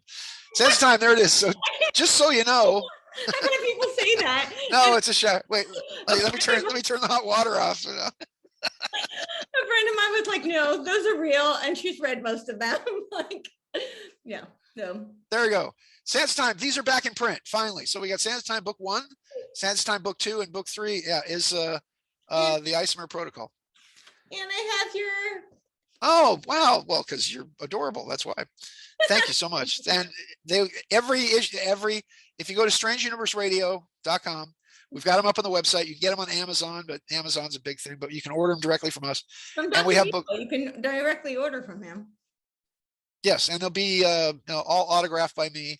And as I said, book 4, I have to go to the printer as soon as I get finished talking to you. Go to the printer. We're approving the cover. There's a movie in the works now where we're talking to people about getting it produced, and as either a series or a single film. And they've been called the greatest disclosure documents ever written because they were taken from the actual notes of a guy who was one of these. I don't know if you want to call him a man in black or not, but he actually ran places like Area 51. Mm-hmm. These are the real white hat guys, but these are the white hat guys. I mean, I've asked the guy, Ted Humphrey, not his real name, but the nom de guerre. I said, so why don't you get involved in the political stuff and all that? He just goes, it's beneath our pay grade. And I said, well, what does that mean? He says, our job is to keep the planet from tipping over, is to keep billions of people from being killed by natural catastrophes, whatever else, and to protect us from all threats, foreign and domestic. We don't care what you do with your politics and your economics. That's your problem. Our problem is we're basically protecting us from extraterrestrial and interdimensional threats. That's the other thing too, is that there's all kinds of stuff where we've ripped open holes in the time-space continuum that allows access to this planet from other dimensions, which is where the real challenge is. Now, for example, when we started testing nuclear bombs, we knocked the planet off kilter. And so the rotation of the planet was starting to go crazy. So these massive earthquakes that you've seen, for example, Fukushima, you would think is a horrible tragedy. 16,000 people died. However, it was presented to me as, well, what do you want? You want to lose 16,000 people up in the north, or you want to lose Tokyo? And again, that whole thing was viewed to me where it actually moved the planet 6 inches towards its proper axis to align the Earth directly with the galactic center, the black sun at galactic center. Otherwise, we were literally looking at a tipping of the Earth or a tipping of the Earth's magnetic poles. There's all kinds of things that they've done to fix that. There was the Norway Spiral. There was and it's interesting because we have a whole pattern of earthquakes that went from India, and then 188 days later, you had Bio Chile. 188 days later was Christchurch, New Zealand. 188 days later was Fukushima. So there's a pattern. By the way, 188, if you take time as a circle, which is 60, and you times it by pi, which is 3.14, comes out to, guess what? 188.88888. And the Greenwich Mean Time system was actually initiated on August 8th of 1888. So it just gets very weird. But I can predict these earthquakes now. The next one was supposed to be maybe Los Angeles, but instead on the day you had 2 earthquakes in Mexico, a 7.4 and a 7.6, to the point where the Mexican government evacuated the factories, evacuated the schools on the day. And then you had so don't tell me they don't know that these things are going on. But I mean, those are the real white hats. The real white hats are the guys that are developing the technology. The problem is you can't release that technology to the public. Well, I think you can, but they say you can't, because you would completely destroy the economic system. All you got to do is release one anti-gravity engine, and it could power a whole city. And there goes your oil, and there goes your entire infrastructure behind that. You lose thousands of jobs. Technically, you could kind of automate everything, but then what do people do? Dance around in their underpants, watching MTV like Madonna all day? It's that's kind of what it's anyway. Now, isn't so it? The three books, Sands of Time 1 and 2 are the same book. It's a continuation. Sands of Time 3, which is the Isomer Protocol, is basically smacking the extraterrestrials in the nose because they'd had us isolated on this planet because they view humanity as a virus or a disease. And then book 4 is just completely off the hook because it's act 1 of 3 books, which is basically Ted Humphrey comes back from a journey off world. And it's the final aspect of him fighting these people who actually have time access. I'll tell you one other thing that kind of freaked me out, because I asked him, I said, look, if you guys have access to time and you can travel through space and do everything, why don't you just do something big like, I don't know, kill Hitler? I mean, that's the ultimate question, right? Yeah. Why didn't you just go back and kill Hitler? And he got very serious. And he said, we did 3 times. Right. And I said, what happened? He said, each time we did it, the Germans won the war. And he says, the only thing that kept him from winning the war was that Hitler was crazy. And he said, the first time we did it, Rudolf Hess, Hitler's buddy, took over, won the war. Second time we did it, Hans Kammler, who's described in the book in detail. He was the head of the super secret programs and had 14 million people enslaved under him at one time. He was like the second in charge of he was the Obergruppenführer of the Third Reich. And after 1945, he disappeared. And it was apparently the United States and the Russians took him to an island off the coast of Greenland and basically pumped him for information for like 20 years before he was allowed to kill himself. And he says the third time the German high command took over and they won the war. And we had to go back each time and reset everything and basically unkill Hitler or just go back to a point in time we reset the timeline. Now, I thought he was full of crap. And I just thought, that's just a sci-fi answer to the question. Right. Then somebody sent me something which really just shook me to the core. And there's two things recently that have happened like that. Somebody found a coin in Mexico. Now, Mexico was never conquered wasn't an ally of the Germans, was never conquered by the Germans, whenever, but they found a coin. It was a silver coin that had the Nazi eagle with the claws with the swastika at the bottom. It was dated 2039 AD. In the future, they found this coin. So it's out there. You can look up Nazi coin 2039 AD. You'll see the picture of the coin. And I thought and again, as this man was explaining to me, and as I'll explain in the Time Runner series, why the Mandela effect is happening and why you have certain things where people go, wait a minute, that wasn't that way, because the human mind works a different way when you reset a timeline. Now, resetting a timeline is super hard to do because time is, okay, there's two things. There's two aspects of this. The time would be a river, but time is more like an ocean. So the ocean is a mass consciousness. So you have to understand that just like we agree that time is a reality, like, you agree it's a certain time and, it's 3 hours or 2 hours, wherever it is you are, we all agree on that universe, if you will, where the time acts a certain way. So that would be like a river. So in the river, you have to jump into the river and you have to flow with the river. You have to match the frequency and the vibration of the river. And sorry, my chair's getting all notice myself, fading to the far right or far left here. But time is like a river. And so you jump into the river and you have to literally row your boat gently down the stream to flow with the frequency of the river. If you want to move up or down in the river, you have to actually, and not obey the laws of the river, you have to jump onto the shore, which is another dimension really, run up the shore and then jump back into the river. And you can actually, if you can match the frequency or the flow of the river, you'll flow through time. So for example, if you and I could change our frequency or vibration to when we started this conversation, we could go back literally to that time of the conversation, but then you got to flow with it.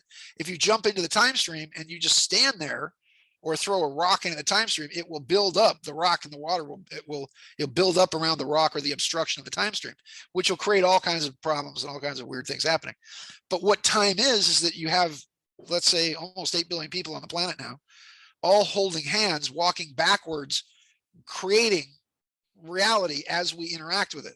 So the Buddha said that, it's like I said, a coffee mug isn't a coffee mug until you perceive it to be a coffee mug. I'm just showing this off because I think this is very coffee. Cheers, my enemies. I need one of those. Yeah. I will send it to you. Where did I find this? I found this at, where did I find this? Was it Knott's Berry Farm? I don't know if it's Knott's Berry Farm or Disney or something. I found it was something weird. So, Berry Farm. I'll get it for you. So the time stream. Okay. So everybody is an ocean of time. So everybody is walking backwards and we're creating time at the moment that we interact with time. So it's an ocean. So if you and I were then be on the beach, say in Hermosa Beach, and which we've done actually. So, and you throw yourself into the ocean when a wave is coming in, you'll create a hole in the wave and the wave will open up for you, but then the wave just closes in and still hits the shore. That's time. You can go back and you can change an event in time. And what will happen is it'll just open up and then the consciousness will just fill in and time will be exactly the same. So there's only two ways really to change the quantum of time. And the quantum of time would be one, you have to go out in the ocean and find the bird that hits the ocean and the wind that hits the point and maybe stop the creation of the wave in the first place by going back to the exact point in time, which is amazingly hard. You can't really do it. The other way to do it is, let's say again, if we want to stop Hitler, it's the mass consciousness that creates Hitler. Therefore, if you take the capstone off the top of the pyramid and the pyramid doesn't disappear, just something else another focal point like Rudolf Hess or Hans Kammler or whatever will fill in, and you'll still have the war and still have stuff happen. But if you take 1 million people back in time, and those 1 million people understand what Hitler's going to become, then instead of Hitler being worshipped like a god and everybody doing what he says, people just throw cabbage at him and boo his. Or, at some point somebody buys one of his paintings instead of him going, maybe you should get back into politics. That's not so good as a painter. And which actually, strange enough, he was a really good painter, oddly enough. He was. As a joke, I actually found some of Hitler's artwork and turned it into Christmas cards to send to people in the government just to mess with them. So it's actually see like a Hitler on the bottom. I'm like, yeah, here you go, scumbag.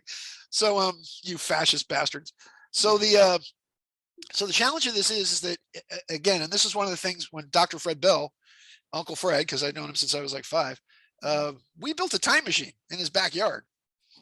Yeah, when I was in college. Telling me this, yeah. We built a time machine in the backyard, and this thing was 4 stories high. It looked like 2 pyramids, like a dodecahedron pyramid, had a seat in the center, had a ring around the outside. We actually hooked this thing up into the power grid of the city. I actually had my lumberjack stuff and climbed up a pole and had these big glasses on and rubber boots and flipped the switch. What happened? Something happens. My phone that I used for the sound. Oh, okay, all right. I thought the government was kicking in your door. Yeah. It's like, come with us, Courtney Turner. You have that crazy man on with you. Well, the file that they have on me still. So I can imagine. Yeah, welcome to that. We used this thing with Fred twice, and Fred was messed up. I mean, he had blood coming out of his nose, his mouth, his ears, the whole thing. And I still remember he was a big guy, he's like 6'4", and I wrestled him out of this thing, and it was even with the porch. So with the house, and I literally on my back dragged him in, and I put him on his bed, which had a big pyramid over it and had a pyramid capstone and a pyramid thing on the top of it. And I'm like, Fred, I'm gonna take you to the hospital because this is messed up. And Fred goes, no. And he said, come here.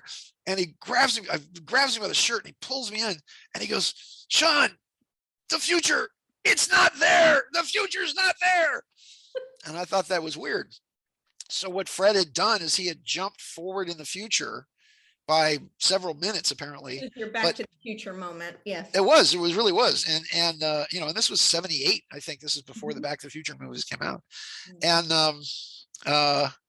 what he discovered is that if you're vibrating at the frequency of now and you jump to the frequency of then without matching the frequency, the universe is being created at the moment we get there. So there's not the big bang, it's the big forward. So in other words, instead of creation happening way back here and rolling forward, it's really happening in front of us because the whole construct of the universe is coming together at the moment our consciousness interacts with it, which is really strange.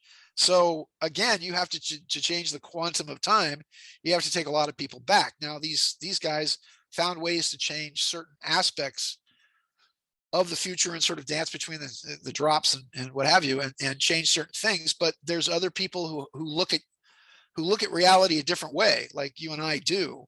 And so we're kind of immune to those shifts, to those changes, which is why you see, wait a minute, that wasn't like that, or that building wasn't there, or wait a minute, who's president of the United States now? How did that clown get in? It wasn't that way when I left.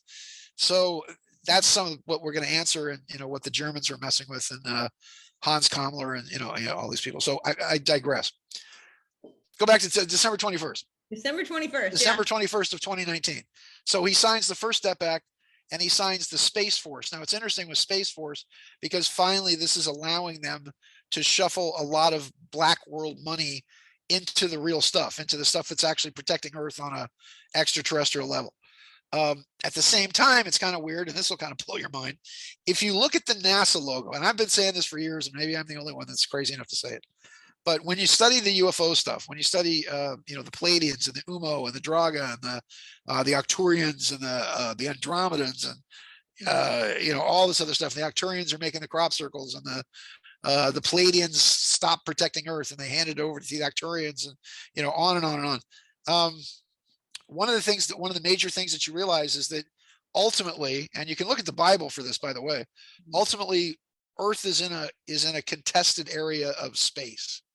And when I say that, on the one hand, you have the Pleiadians, which are also part of the Lyran Empire. So for example, The Lyrans were these blonde giants. They were like these blonde Vikings who stormed across the universe, conquering different planets, and so very much like the Vikings. Part of the worlds they settled were in the Pleiades. They settled Mars and Earth here, and I guess there was another planet that later became the asteroid belt that they called not what was the name of the planet? Marduk, I think it was Marduk, and they got in a big fight with Mars, and so it resulted in Mars getting its atmosphere stripped away, and resulted in what we now know as the asteroid belt. And then you had stuff on Earth that happened, whatever else. So 65 million years ago, you had a bunch of dinosaurs. The dinosaurs were wiped out. Either they were hunted to extinction, which I know sounds kind of strange, but we have all kinds of weird radiation at that strata, or it was a giant meteor that may have been guided here by whatever else. But the Saurian evolution was happening on the surface. So when the Pleiadians and the Lyrans, with their empire, began to colonize the Earth, if you will, and Mars and what have you, the Saurians went underground. So the reptilian stuff went into the inner Earth. I was going to ask you about that. Okay, go on. Right, went into the inner Earth. Now the inner Earth it's not hollow, but it's not what you think it is. In other words, the Earth is, and if you look at the new aspects of Earth, you'll see that it's like a huge Swiss cheese kind of pattern, that goes down to the center. Now the Tibetans talk about two major places called Agharta. And there's Agharta Major, which is underneath the Himalayas, that when India smashed into the Asian plate, it created this massive cave and tunnel system, this subcontinent, if you will. And then they talk about Agharta Minor, which is actually underneath the Gobi Desert. Well, they also claim that there's this race of reptilians underground that were called the Chiathara, also called the Nagas Hirachi, which means royal serpent men. You hear all through you hear all through Hindu literature about the Nagas, which are the serpents and the snakes. And apparently at one time, everybody kind of got along, I guess, because there were wise serpent men and there were evil serpent men, what have you. So, and by the way, when I was in the monastery in Nepal, we actually took a hike. It took us 3 days to go down and 4 days to come up. We went down kind of a road that went deep into this inner earth catacomb, if you will. And we did meditations in front of this gigantic, about 60-foot high radius door. And it had a symbol that looked like a crying sun on the door. And I never saw anything, but we did meditations where we projected to the other side of this door. And there were a group of giant blonde men. They had 12 chairs. The men were sitting in these chairs. There were women standing behind them. And we communicated with these blonde giants. And what they wanted to do is that they were like downloading our essence to decide whether or not they should come up and help us, whether or not they should come up and destroy us, or whether or not they could just sit where they were. And again, I never saw anything with my eyes, but everybody had the same experience that I had, and then we came back up. But so Earth is in a contested area of space. When the Saurians were on the surface, there was a whole evolutionary cycle where the reptilians, who actually come from Alpha Draconis, they've got a whole empire, by the way, the Alpha Draconians, which they call the Dominion. And the Alpha Draconian Empire was run out of their capital, which is a star in the belly of the red dragon of Alpha Draconis, which is called Thuban. And Thuban used to be the North Star. And Thuban, interesting enough, aligns to the downward path of the Great Pyramid of Giza. So, for example, you had the reptiles, which were run by, in Egyptian mythology, you had Set, or Seth, or Sutek, as he was called. He's the one that tricks Osiris, apparently brothers and sisters, tricks Osiris into getting into this coffin, has a party, has a coffin, say, hey, who can fit in there? And Osiris is being kind of stupid because, oh, I can. And that's when they locked him in the coffin and they chopped him into little pieces and they spread him out all over Egypt. And Osiris gave her baby Horus to Isis and then put on her wings and went flying around. And her quest, sorry, I know how genteel you are, but she was looking for Osiris's penis, and that if she could find his Johnson, that she would be able to regenerate him. And I know it sounds weird, but weirdly enough, they made a nursery rhyme out of this, which is Old Mother Hubbard, which is the H of Isis, went to the cupboard, which was the sarcophagus of Osiris, to get her poor dog a bone. The dog was the Anubis, because the Anubis was the judger of the underworld. But when she got there, the cupboard was bare and the poor dog had none. that's the story. It goes on but that's the story of Isis supposedly looking for the penis of Osiris after being tricked by Sutek, the serpent god. You never thought you'd hear that on your show, I bet. So I know I'm a weird guy. So but a lot of these Mother Goose stories and tales are all retellings of the Egyptian myths, so that they would stay in our consciousness, of how they go. So the reptilians, the Dominion or the Draconians, have continued to evolve or assist with the evolution of a race underground, because they still consider Earth to be part of their empire. And it is interesting because the Great Pyramid, if you see the downward path of mankind, their projection is that it was the serpent, the Nagas or the Alpha Draconians, who are responsible for the fall of man in the garden, because it's the snake, right? That talks to Eve. By the way, the snake's name was Oprah, because Oprah the snake is saying, you don't have to listen to that man. All men think they talk to God. He just, you can be a strong, powerful woman. Just do whatever you say. Yeah, but God says don't eat the apple. Oh, I've done fact checking on that. That's no good. I did the fact check. God's lying. He don't know what he's talking about. You ain't gonna die. And sorry to Oprah, but so the snake Oprah has this whole conversation with Eve, and once again, that's the separation. That whole myth is about the separation between, because when everybody got along and everybody was making love and everybody had a happy time, you actually then had the merging of the male and female, which was the merging of the right and left hand sides of the brain, which made us super powerful. But again, when you put veils on that and you split it so that you're not accessing the quantum side of the quantum side of the brain, quantum side of the brain, right? Which is about here, actually. That means you don't have access to time and space anymore. That means you no longer have the power of a god, which is what you had. You had the godlike power. Then it was the priest who had to convince you that you didn't have this, and they put a big fence up around that god power, and then made them the caretakers of it, if you will. And so that's why everybody has to go through that fence and go to a church and go to, whatever else to get their God power back, because they try to make you believe that somehow you're separate from God in the universe. That's what cosmic consciousness is all about. You realize, no, I'm part of this whole thing, and it's in me, but I'm in it, and it goes on and on. So you've got the Alpha Draconian Empire on the inside, and then on the outside you had the mammals who went up into the trees, and then they start getting evolved by the Palladians, Arcturians, whatever else, into these magnificent creatures that you see now. And well, you're magnificent, I'm not so much. So so that's where the war comes from. And again, let's look at the Bible. At the end of the Bible, the final conflict is between the Archangel Michael, who are the Palladians and the Lyrians and Andromedans, whatever else, versus the Red Dragon. And what do they say? It says that there's a war in heaven. And they're always talking about the heavenly hosts and whatever else. There's nothing, by the way, in the Bible, nothing that's not happening today that just has that older bit to it.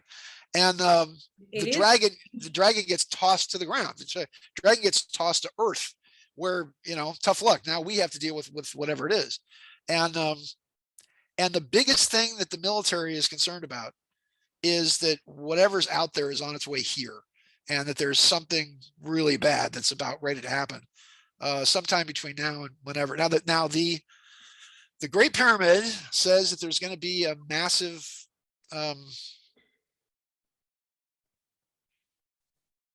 we just had an earthquake. That's weird.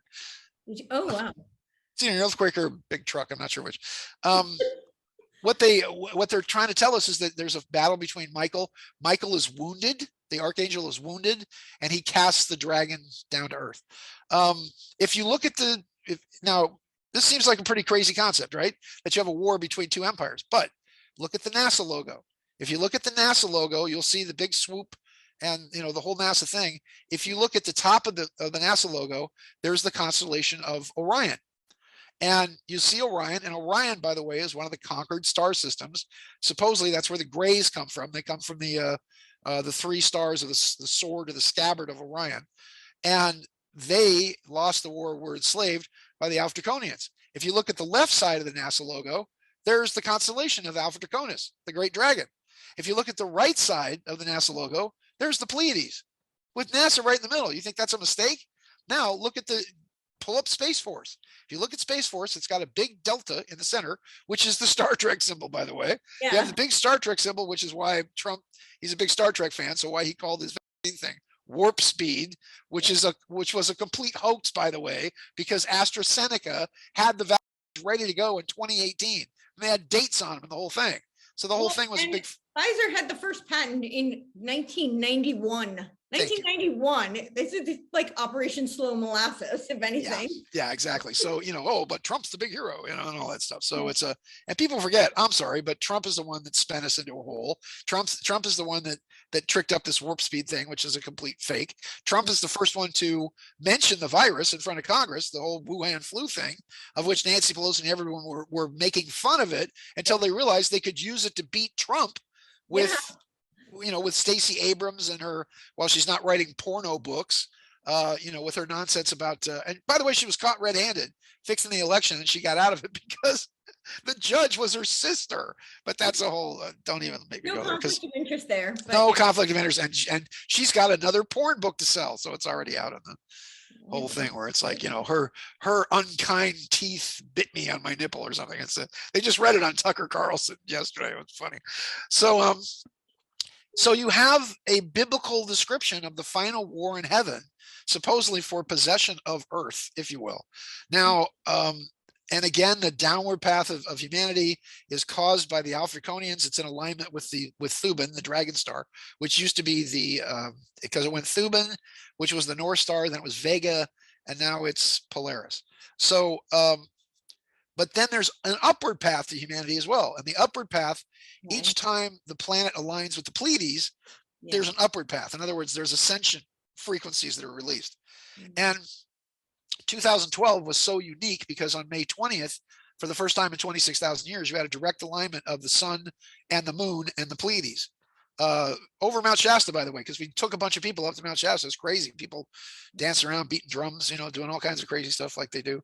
And it was wonderful. It was really good fun. You also had Venus, planet of love, obviously, where there's a Venus transit, a Venus ingress of the sun. Happened twice, which means, once again, that beautiful feminine love energy. Well, the bad guys had to stop that. Right away. So the best way to do that was and again, the truth started getting out. People stopped listening to the dragon-controlled media. People started turning to what they saw as truth, like Courtenay Turner and the amazing Courtenay Turner show. And you just tell me when you want me to shut up. No, so I'm loving this. Keep going. So he forms the Space Force, but the Space Force has the same logo. The Space Force has Alpha Draconis on one side and has the Pleiades on the other. Mm-hmm. And I show this to people and I was like, you tell me I'm crazy about this. Read the Bible. And I know it sounds like kind of a science fiction retelling of this, but all the information and material I got for the Sands of Time books is all based on this. I had a friend, he moved out of the United States completely, lives in Canada, but he was a big time military guy. And he wrote a paper about what the greatest threats to the United States were in the future. And of course, he wrote Russia, China, whatever else, wrote this paper to get this very high level job. And he was denied the job. And he finally went to this 5-star general and he said, why was I denied the job? That paper was great. I have the experience to do all this. Yeah. And he says, because you didn't get it right. And he says, what do you mean I didn't get it right? He said, because you think that the next big threat is going to be China or Russia. And he said, what is the next big threat? And the general just went like this. And he was like, are you telling me that the next big threat comes from space? And the general said, not saying anymore. But that's what Sands of Time is. Sands of Time is the true history of humanity, the true history of the Montauk Project, how we learned how to travel through space, how we then learned how to travel through time, all the stuff that they were doing at Area 51, because, my guy was like the head guy at Area 51. And the reason they had the 9 ships there at 5-1 that they were testing, they had Project Red Light. I'm sorry, Project Galileo was tearing apart the ships, figure out how they worked. And the reason we didn't want the power source, what we wanted was the ships had the power to dilate time. That was the biggest thing, because you and I could get in one of these saucers.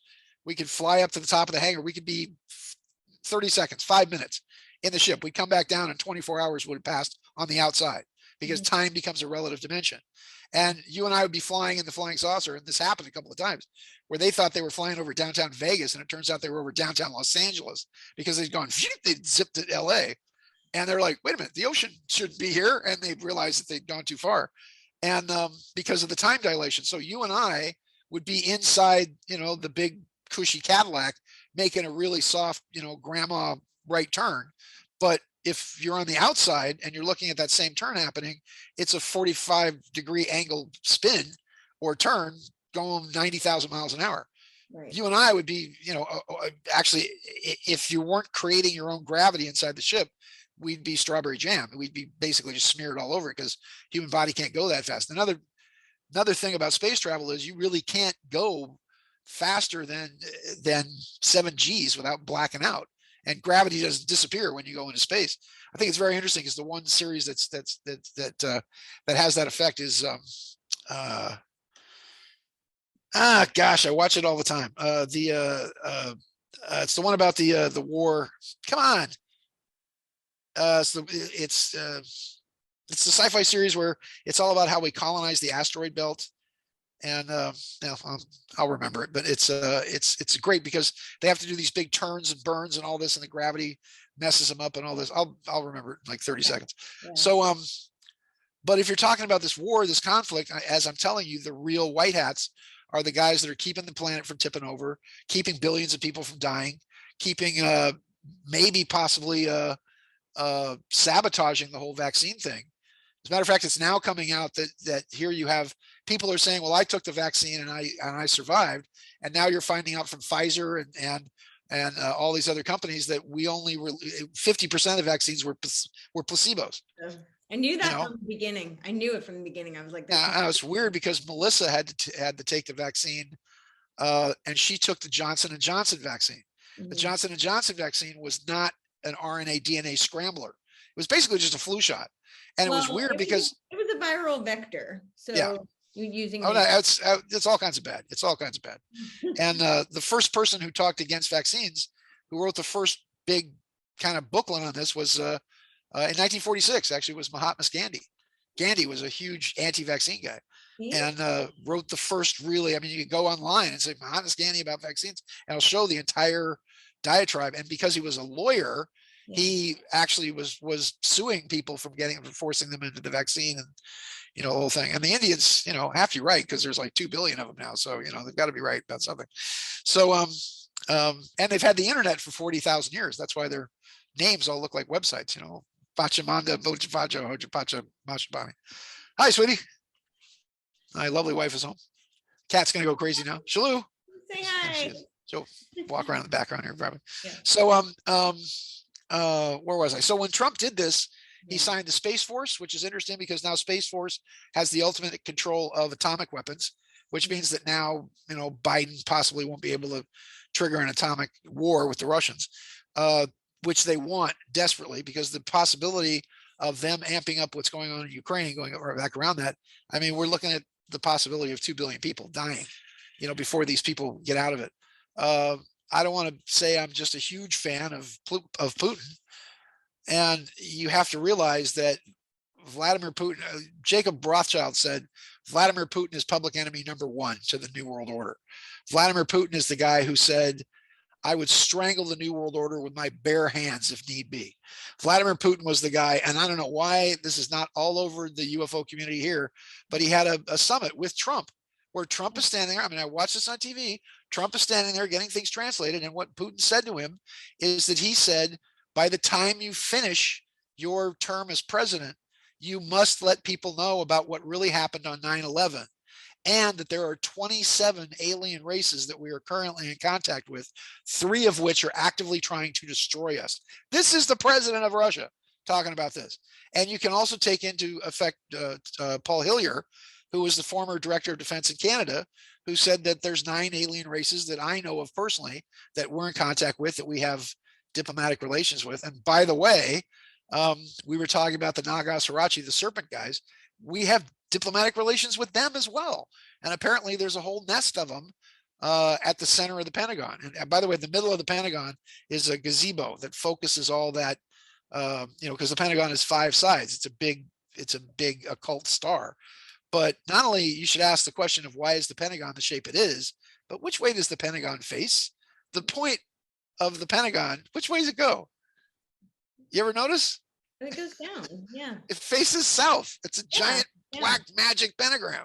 could they have faced it north where it would have been maybe positive? But no, they faced the whole thing south.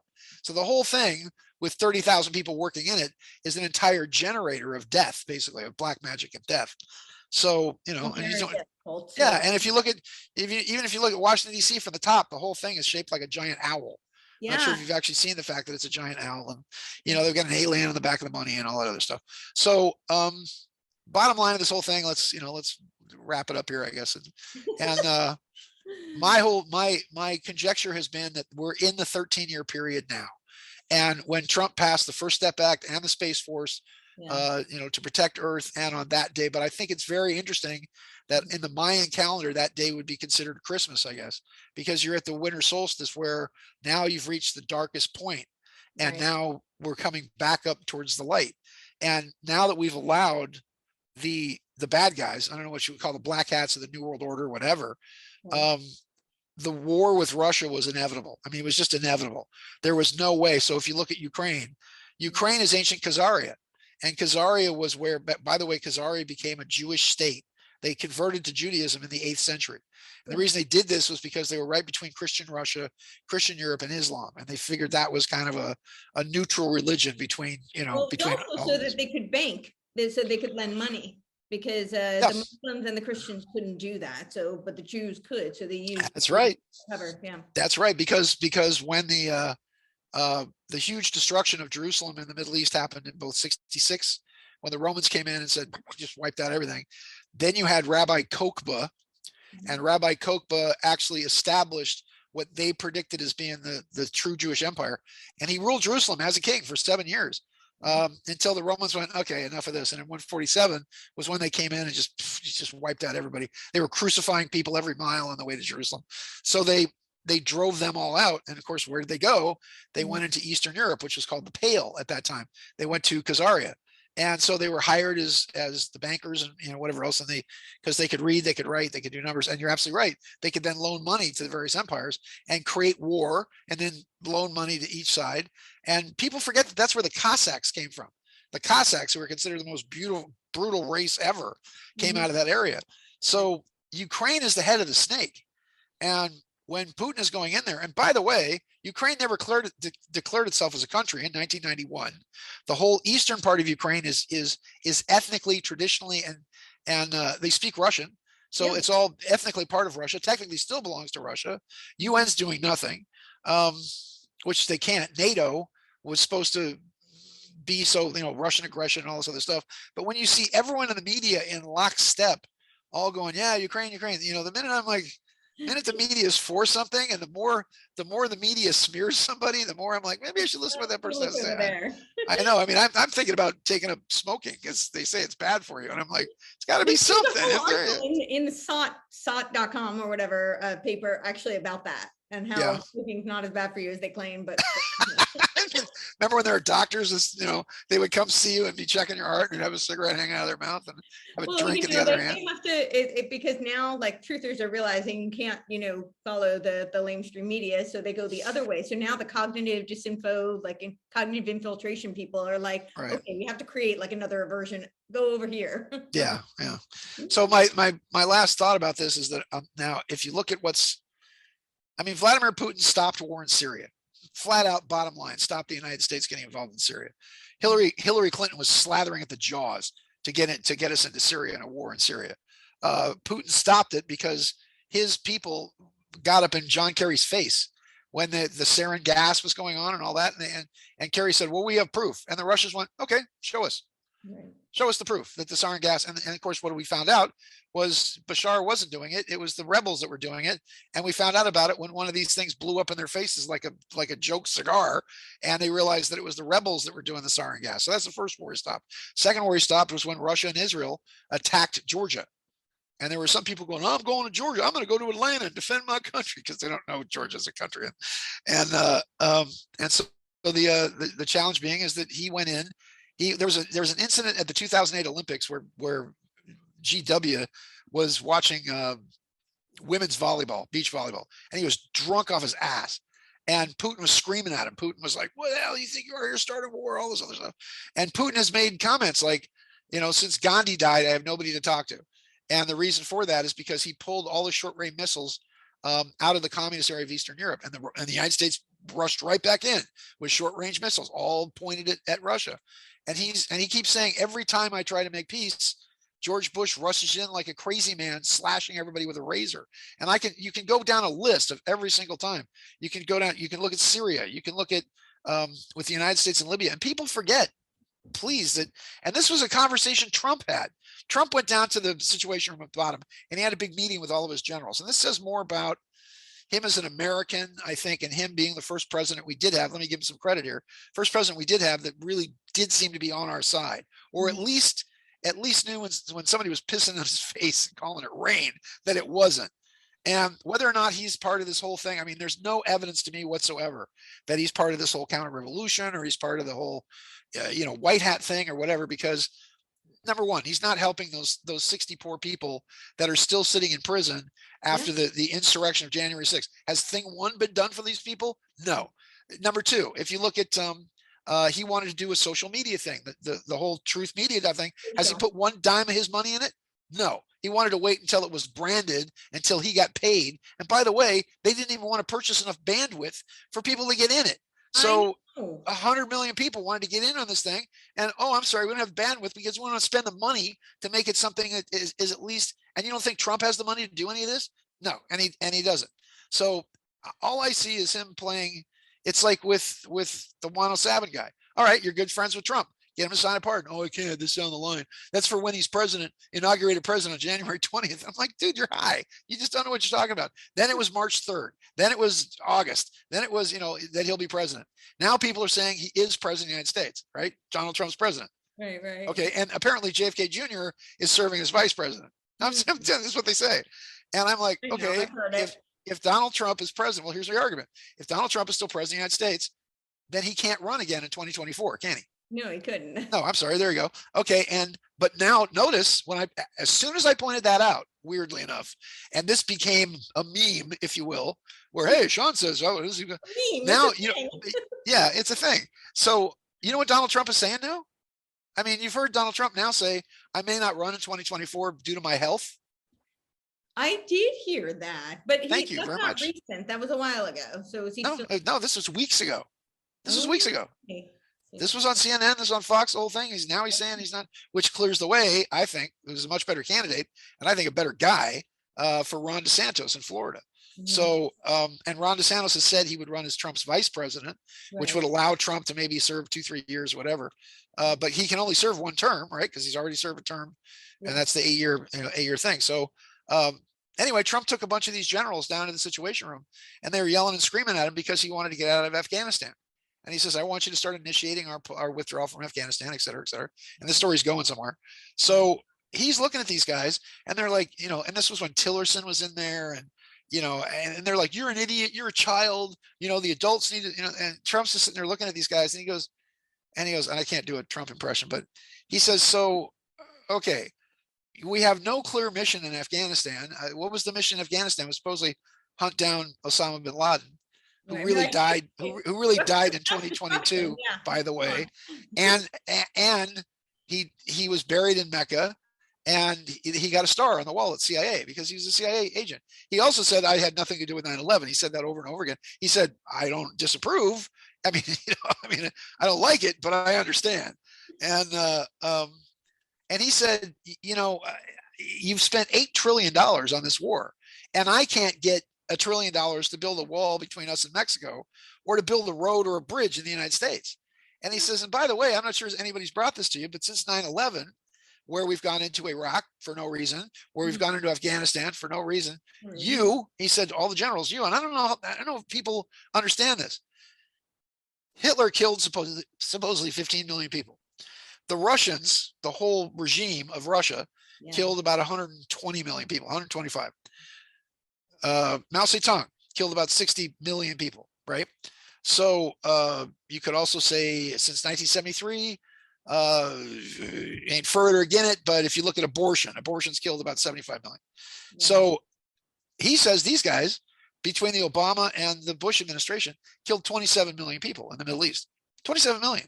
That puts them up in the Hitler range, okay? Puts them up at least with Lenin and maybe with Stalin. and nobody seems to care. We blew up Libya for no reason. No reason. And Libya, which was one of the most advanced countries there, had just built the Great North African Aqueduct, which, by the way, Gaddafi did with his own money, $25 billion. And he said now the United States will triple its efforts to destroy us. The major population of Libya, 70% of them were below the age of 30.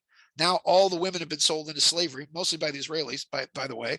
Now it's a hub of drugs and terrorism and whatever else. It's a complete nightmare. Whereas in Libya, gas was 19 cents a gallon. You got $50,000 to get married. You got $200,000 if you wanted to go to school. I knew a bunch of Libyan kids that went to USC because that was their favorite school. Apparently USC is like the big school around the world, which I totally understand. So fight on, everybody. And but now it's a hellhole, thanks to, again, Hillary and Obama. And people just don't realize the number of crimes. The number of bombs that we've dropped on the rest of the world is somewhere to the tune of about 350,000 bombs. And now we're all upset because the Donbass in Russia begged the Russians for help against the Nazis, and not neo-Nazis, mind you, actual Nazis. Our CIA put in power. Yeah, I know. But if you talk about this, and I pray to God that I meet her and hopefully have her on my radio show. But if you listen to Laura Logan I know. I want to meet her too.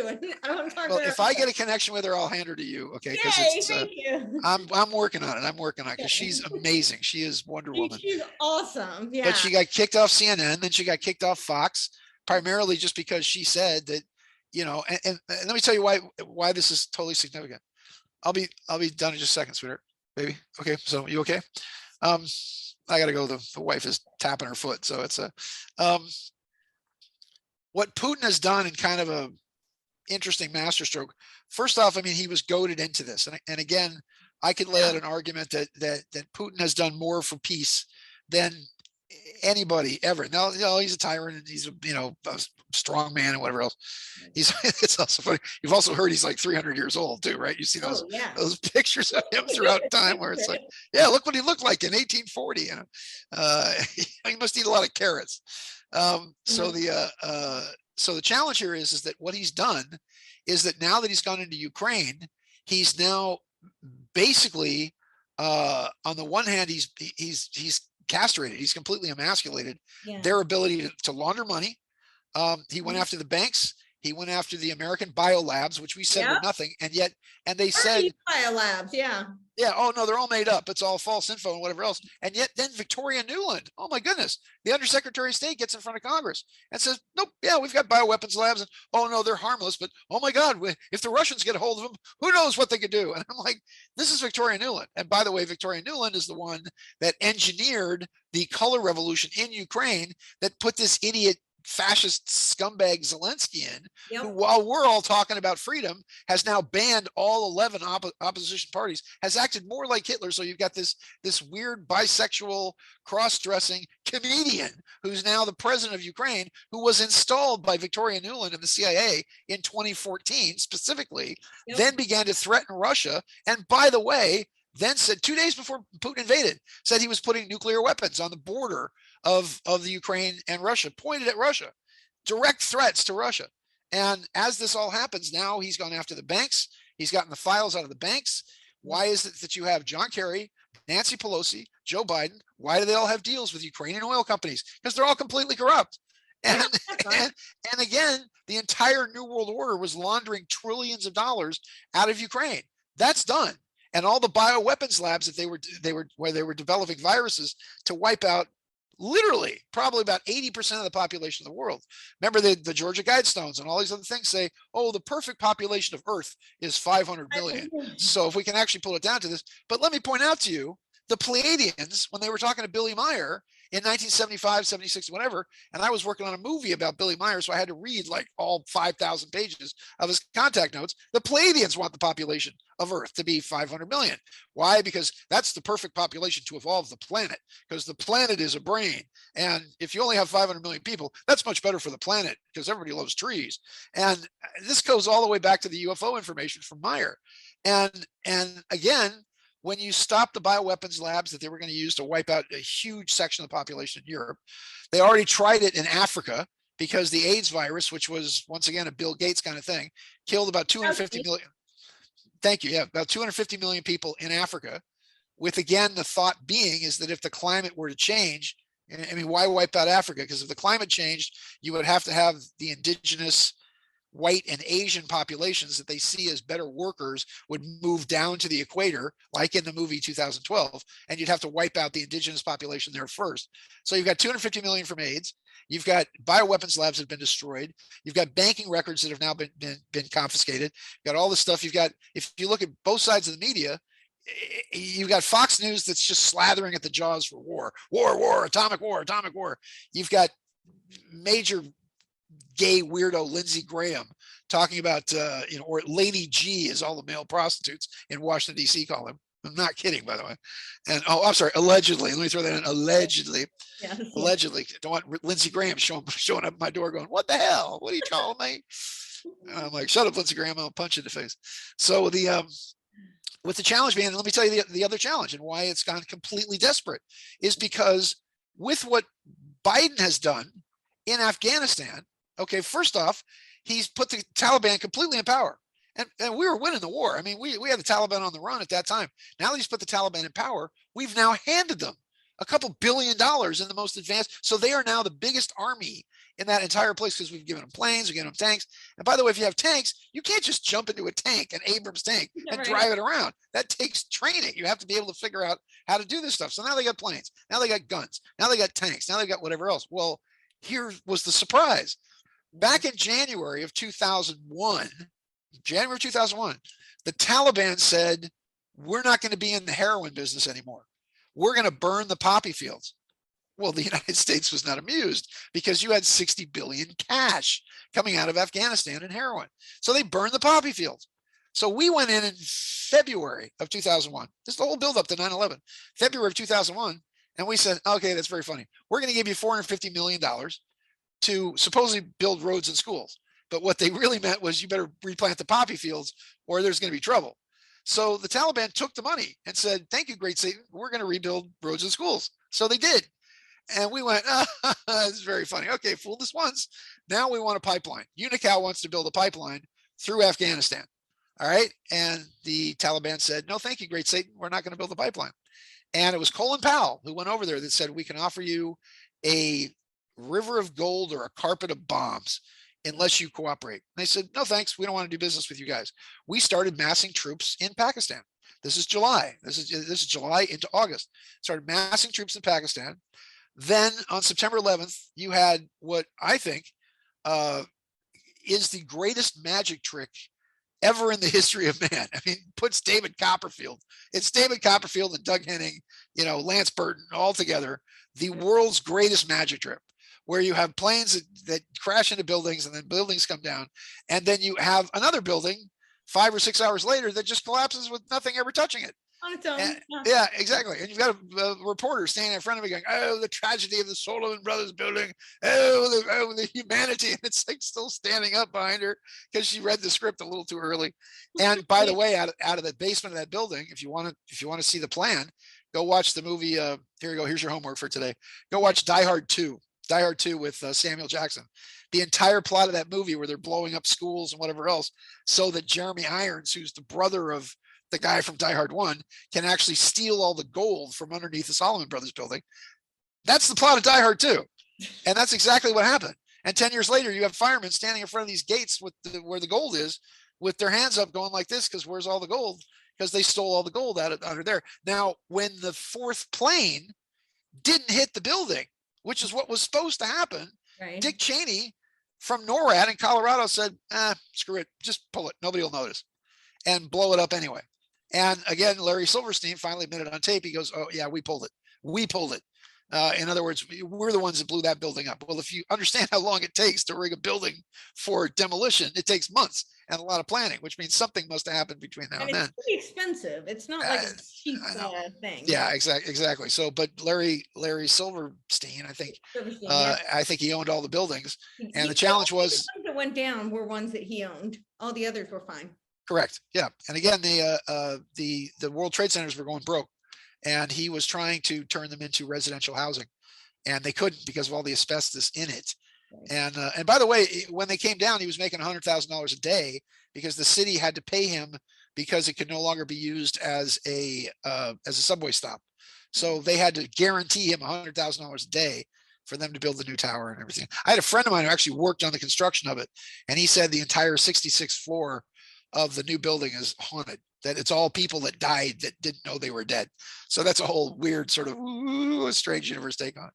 So with Vladimir Putin, and now, okay, so what's happened now is that the Taliban is once again burning the poppy fields. And they said, we don't want to be in the heroin business anymore. So they're burning the poppy fields. Well, guess what? So now the New World Order is losing, mind you, 60 billion back in 2001. It's 100 billion cash now, which is then drained through Ukraine, which is then processed and done whatever through the oil company and what have you. So when you cut out 100 billion cash, when you take that kind of money off the global market, people notice. This is per year, mind you. And the United States military, their sole purpose was to basically run the heroin trade out of there, which is then, of course, now mixed with fentanyl with China, which is now designed, on the one hand, to kill people that take it.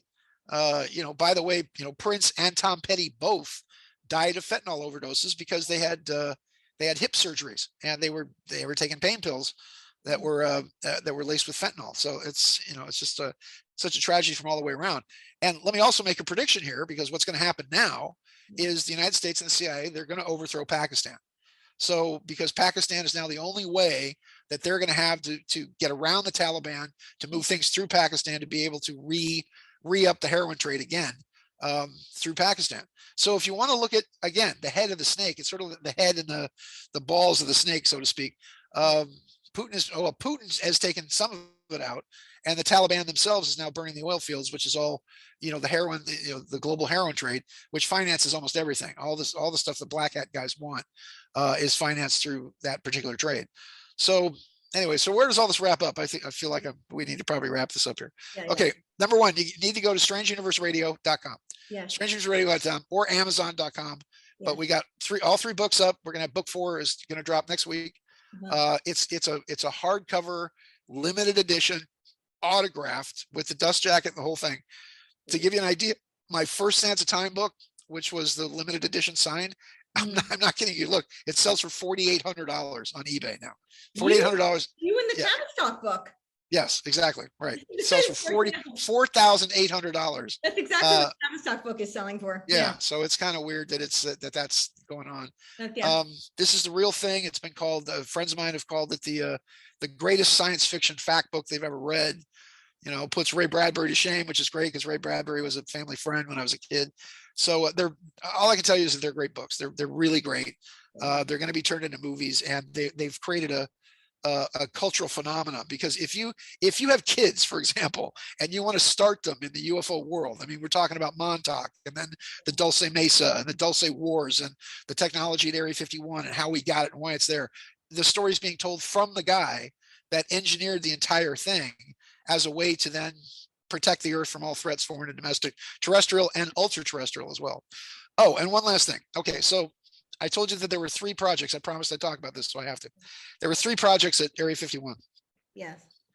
Now, Area 51 is just it's the dry lake bed at Groom Lake, and there's a bunch of regular stuff that goes on there: ramjets, scramjets, plutonium pellet drives, TR-3Bs, they went from the SR program. You had the SR-71. SR stands for surveillance and reconnaissance, and they went to another program which is called TR, and TR stands for terrestrial reconnaissance. And terrestrial reconnaissance are basically these giant triangles, these black triangles that just kind of float above the Earth and they just watch everything. But they had the TR-3B. Now they're up to like somewhere around the TR. They're somewhere around the TR between 9 and 12, and they actually run from a quantum drive in the center. You can actually see it's a big glowing thing like a ball, and the ball will go bloop, bloop, bloop, and encompass the whole ship, and then teleport it from place to place, which is kind of Philadelphia experiment technology, or Project Rainbow, which is what the Philadelphia experiment was called. So so at S4, that was where they built the hangars in the side of the mountain, and that's where they had the 9 ships. Actually, there were 9. They were supposedly captured alien ships, which came from Project Pounce, which is when they crashed, we would pick them up. But there were 1 or 2 of them that were actually our technology that we called ARVs, alien reproduction vehicles.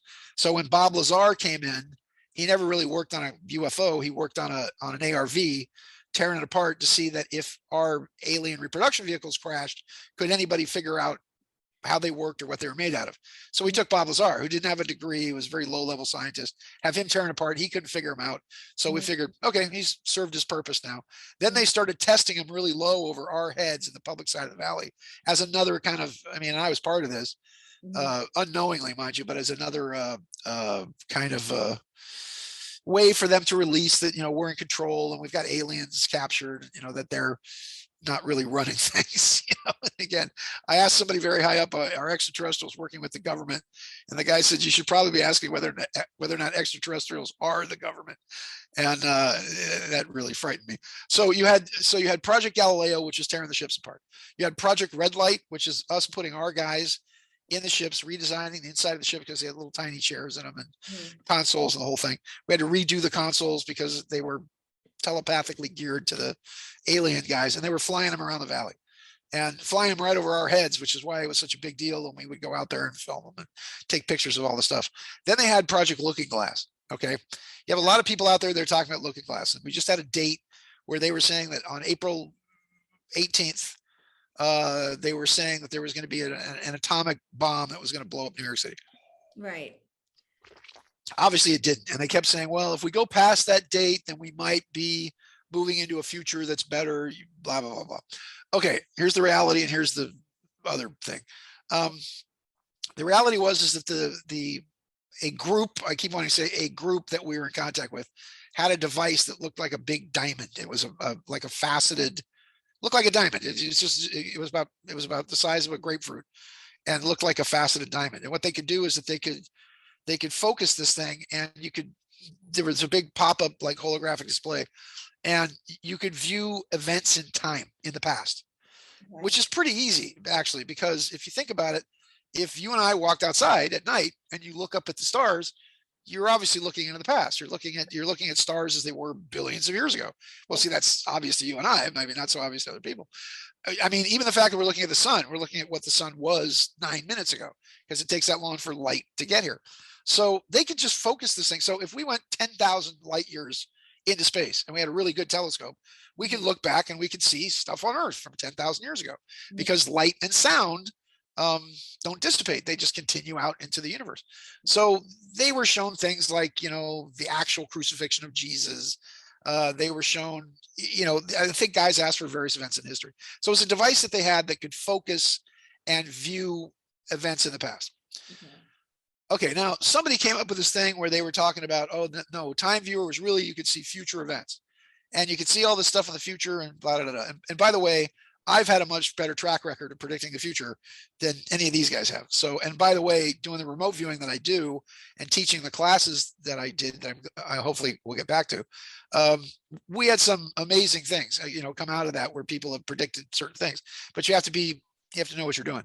So the time viewer guys, and I watched 2 videos of guys who claimed they worked on it, complete waste of my life for 2 hours, but it's what they were saying was, I'm just watching these guys and they were, they had Cheetos all over the front of their chest, and they're just sitting there, grandma came in and it's time for dinner. Okay, grandma, get out of the basement now. And so these guys, not to mock them, they claim that they worked on a time runner device. The thing that triggered me was that they said that it was read only, where they could ask this device questions and then it would spit out some kind of answer for whatever it was. So it wasn't like they were actually being able to see an event in the future. Now, I worked on a machine like this when I was at USC, and I was a poli-sci major at USC, and I guess it was called predictive political science. So what we did is we had a giant computer, huge, big, giant computer, and we worked on, remember, this is the 70s, the land before time, and we would work on these punch cards, and you had to painstakingly put this whole thing in a punch card, and you then slide these big stacks of punch cards into the computer. And what you were doing is that the basic concept of this is, if you have an amoeba, if you have an amorphous blob and you poke it with a stick, the blob will go the other way, after you poke it with a stick. Populations are the same way. you can lay out political science diagrams, if you will. That's okay. I'll give you an example. If you let all criminals go in Los Angeles, right? If you don't enforce the laws and you let looters and rapists and whatever else, and you let them all go, do whatever they want. Done, yeah. Okay. Yeah, exactly. And at the same time, you tax the snot out of people. So Right. You don't protect them. You tax the snot out of them. You release criminals. I mean, Los Angeles is like, it's committing suicide right now. I mean, there was probably the best thing I saw was a black lady who was on TV. She said, this ain't Los Angeles. This is Gotham City. And I was like, because I've said that a number of times. I said, look, we don't need the LAPD. We need Batman. I mean, that's what you need, Batman. Because if you had Batman, at least you could flash the light over the city, right? And the criminals would think Batman might show up and kick their ass or blow up your crack house or something. That's what we need. We need Batman. So, okay, so with that, what are people going to do? They're going to move to Texas. They're going to move to Tennessee. They're going to move to Florida, to places that have less taxes. That's predictive. That's predictive political science. That if you poke the blob with a stick, the blob's going to go this way, right? Also called common sense, but yeah. So is that predicting the future? And again, so what they had was a very advanced quantum computer, probably. And I remember when they were talking about quantum computers, you can go this way, honey. It's all right. Yeah, I think they know I'm married to you, I think, don't they? I have a woman in the house. Shh, there's a woman who doesn't want to. So the whole point of this is that it being read only. Now, quantum computers are interesting. Everybody talks about quantum computers. Quantum computers means that you're actually storing energy and information in another dimension. Right. It's another dimension. And but for that to happen, the drive or the core has to be in an environment that is basically gravity free. It can only really be in space, because anything can actually alter the interdimensional riff of this. And it's another reason why someplace like CERN is so dangerous, because CERN basically specializes in ripping holes in the space-time continuum. Therefore, there's all kind. Look, every Doctor Who episode should begin at CERN, because it's like, look, Doctor Who, we've ripped open another hole in the time-space continuum. And the Zolurians have come out, or the Proto-Tinians, or the Daleks, and so there you go. So these guys who are working on Looking Glass, now apparently they were saying that somebody could sit inside of it, and what you're doing is that you're sitting in a massive Faraday cage, so that you can actually communicate with the computer in a Faraday cage that's not getting any outside disturbances from, so that you're isolated from all the electromagnetic frequencies and all that. So I think that's what it is. And what they're doing, it is interesting, because what they did do is they have predicted the war with Russia, which is interesting.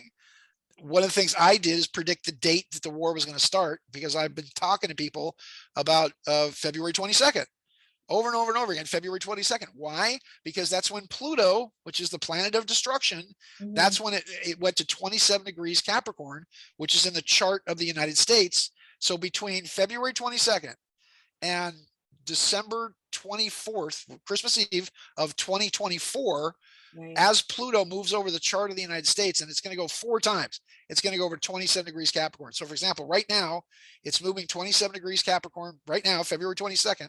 By the way, the only person that predicted the date, oddly enough, I got to give him some credit, is Alex Jones. Alex Jones said he did. February 22nd. And then I don't know what he was crying about, but he's like, oh, it's going to be so horrible. And now he's getting sued. He's filing bankruptcy and whatever else. So he's got a lot on his plate, to say the least. Well, it's not like it's not deserved either. So he's been mean to a lot of people. So but February 22nd, it moves across, right?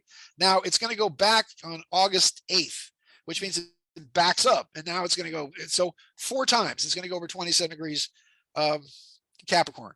And what does that mean? Capricorn it represents it's the skeleton, it's the essence of things, it's banks, it's constitutions, which are the essence, the skeleton of any society.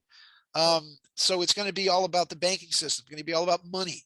We're already seeing that we're going to have some kind of reset of the currency. Technically, here she goes. Look, it's a ghost. Courtney says hi. And if you wanted to learn about the global reset, the guy that's going to do it is Klaus Schwab. He wrote a freaking book called The Great Reset about they're writing books about what they're planning on doing to all of you. And the only thing that's going to fix it is going to be, and I think this is, a plug for this. You need to probably start buying gold, because when you have Bank of America, gold's at about 1,800 now. When you have Bank of America telling you that gold's going to go to 3,000, and the only way you would be able to fix the currency, one, is for probably Russia to back the ruble with gold, which they're already starting to do. They're already starting, yeah. Yeah, they're already starting to do that. And two, the only way to stabilize it would be that you would have to go back to you would have to maybe back the U.S. dollar with gold, which Trump had said all along. And you actually had who was it? Not Volcker, but you had a head, was way back in the day, but you had a head of the Federal Reserve saying, I think gold should be the case. And by the way, the thing that kind of launched the big e-currency thing was that I interviewed Janet Yellen, who's the current Secretary of the Treasury, and I did an interview for my newsletter back in.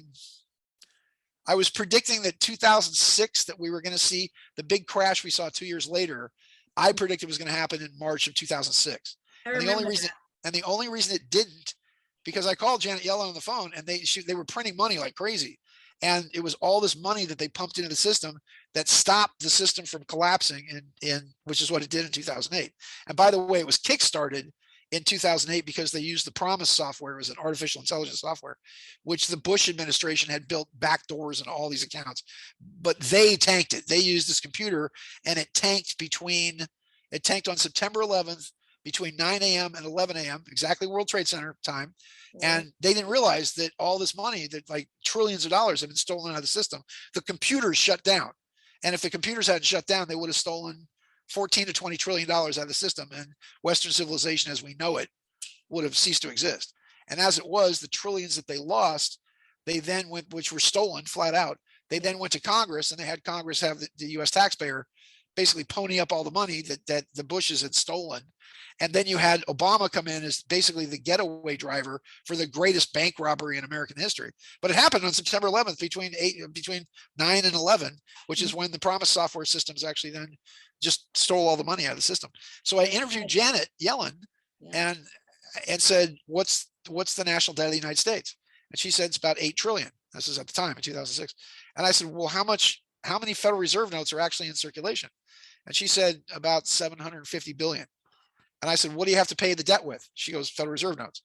And I said, how are you supposed to pay an $8 trillion debt when there's only 750 billion in circulation? Her exact words, being the educated Harvard intellectual that she is, was, I don't know. Those were exact words.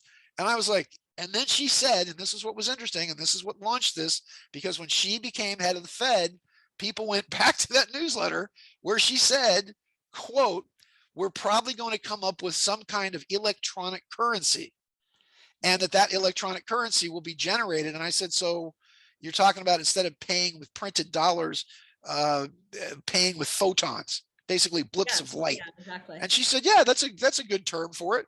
And, which later became obviously Bitcoin. And when I was yelling and screaming about Bitcoin, it was 6 cents. And I was at San Francisco. 6 years ago, begging people to buy Bitcoin. And they're like, we don't know what you're talking about. And by the way, I bought a bunch of Ethereum and I lost it. I can't find it. It's in a computer someplace. So I might just be a trillionaire when I can dig through all this stuff. Yeah, my storage in it. Yeah, I know, it's crazy.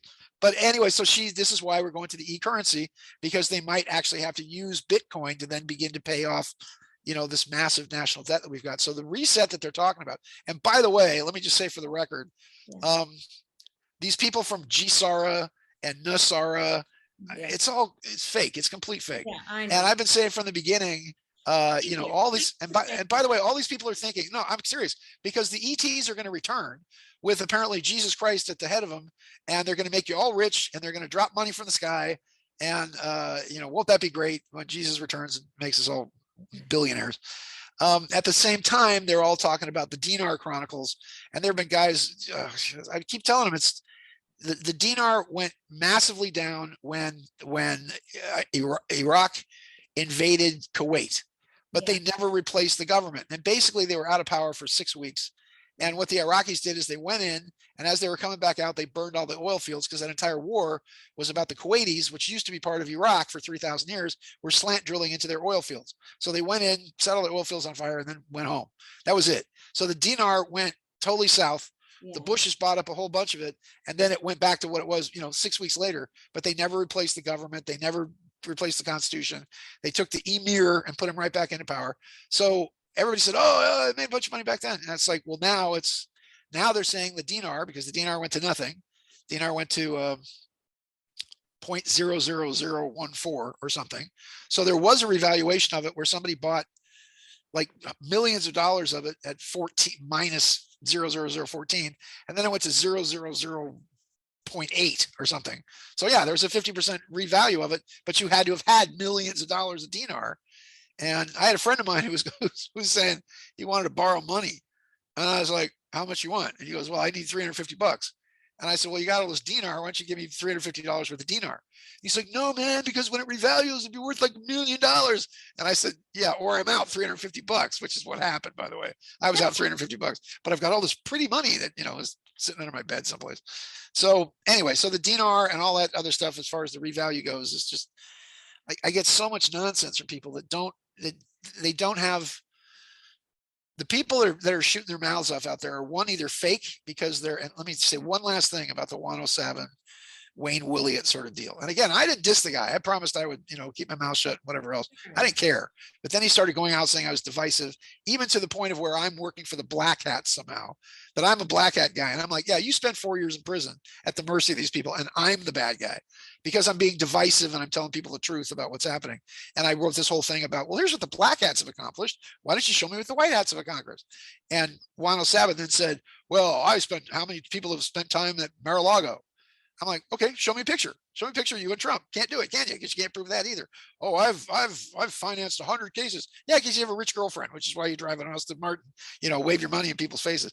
And you have no proof whatsoever. I mean, he made this whole list of statements where I'm like, prove one thing that you did, not one, and you can't do it. So he's just, and a lot of people have dismissed him because he is kind of a blowhard who, likes to hear himself talk and doesn't have. There are a lot of people we like to hear ourselves talk, obviously, but you try to have the knowledge and the pedigree, and you try to do the things that you're doing. I mean, I was one of the people who started the Sci-Fi Channel. I was one of the people that started, that started UPN. I worked for Hard Copy. I worked for Unsolved Mysteries. I've tried to bring all the stuff that you and I believe. Yeah. And of course, you've got to bring it in with some humor, oh, UFOs. Okay. Yeah. Was it a good UFO experience or a bad UFO experience? I'm like, well, if you're face up on the table, it's probably good. If you're face down, probably not so good. Yeah, exactly. Not so good. So although why aliens come from billions of light years away and want to stick their fingers up our patooties, I have no idea. So it's something about the magic patootie. I don't know. So, I've tried to take my knowledge of the Bible, my knowledge of studying prophecy for as long as I have. And I'll give you one last one that I think is accurate and one last time viewer looking glass kind of thing.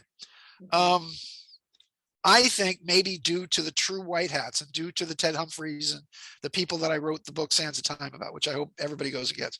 I guarantee you it's the best primer or primer, if you're English, into this entire world, because it's one guy's journey through all of it, through Montauk, through Dulce, through Area 51, through dealing with various presidents that tried to interfere, from there assassinating everybody from JFK, from them telling Bill Clinton to kind of F off, going through this whole thing, ending up in the final 3 chapters of the book, which are all about how time has changed.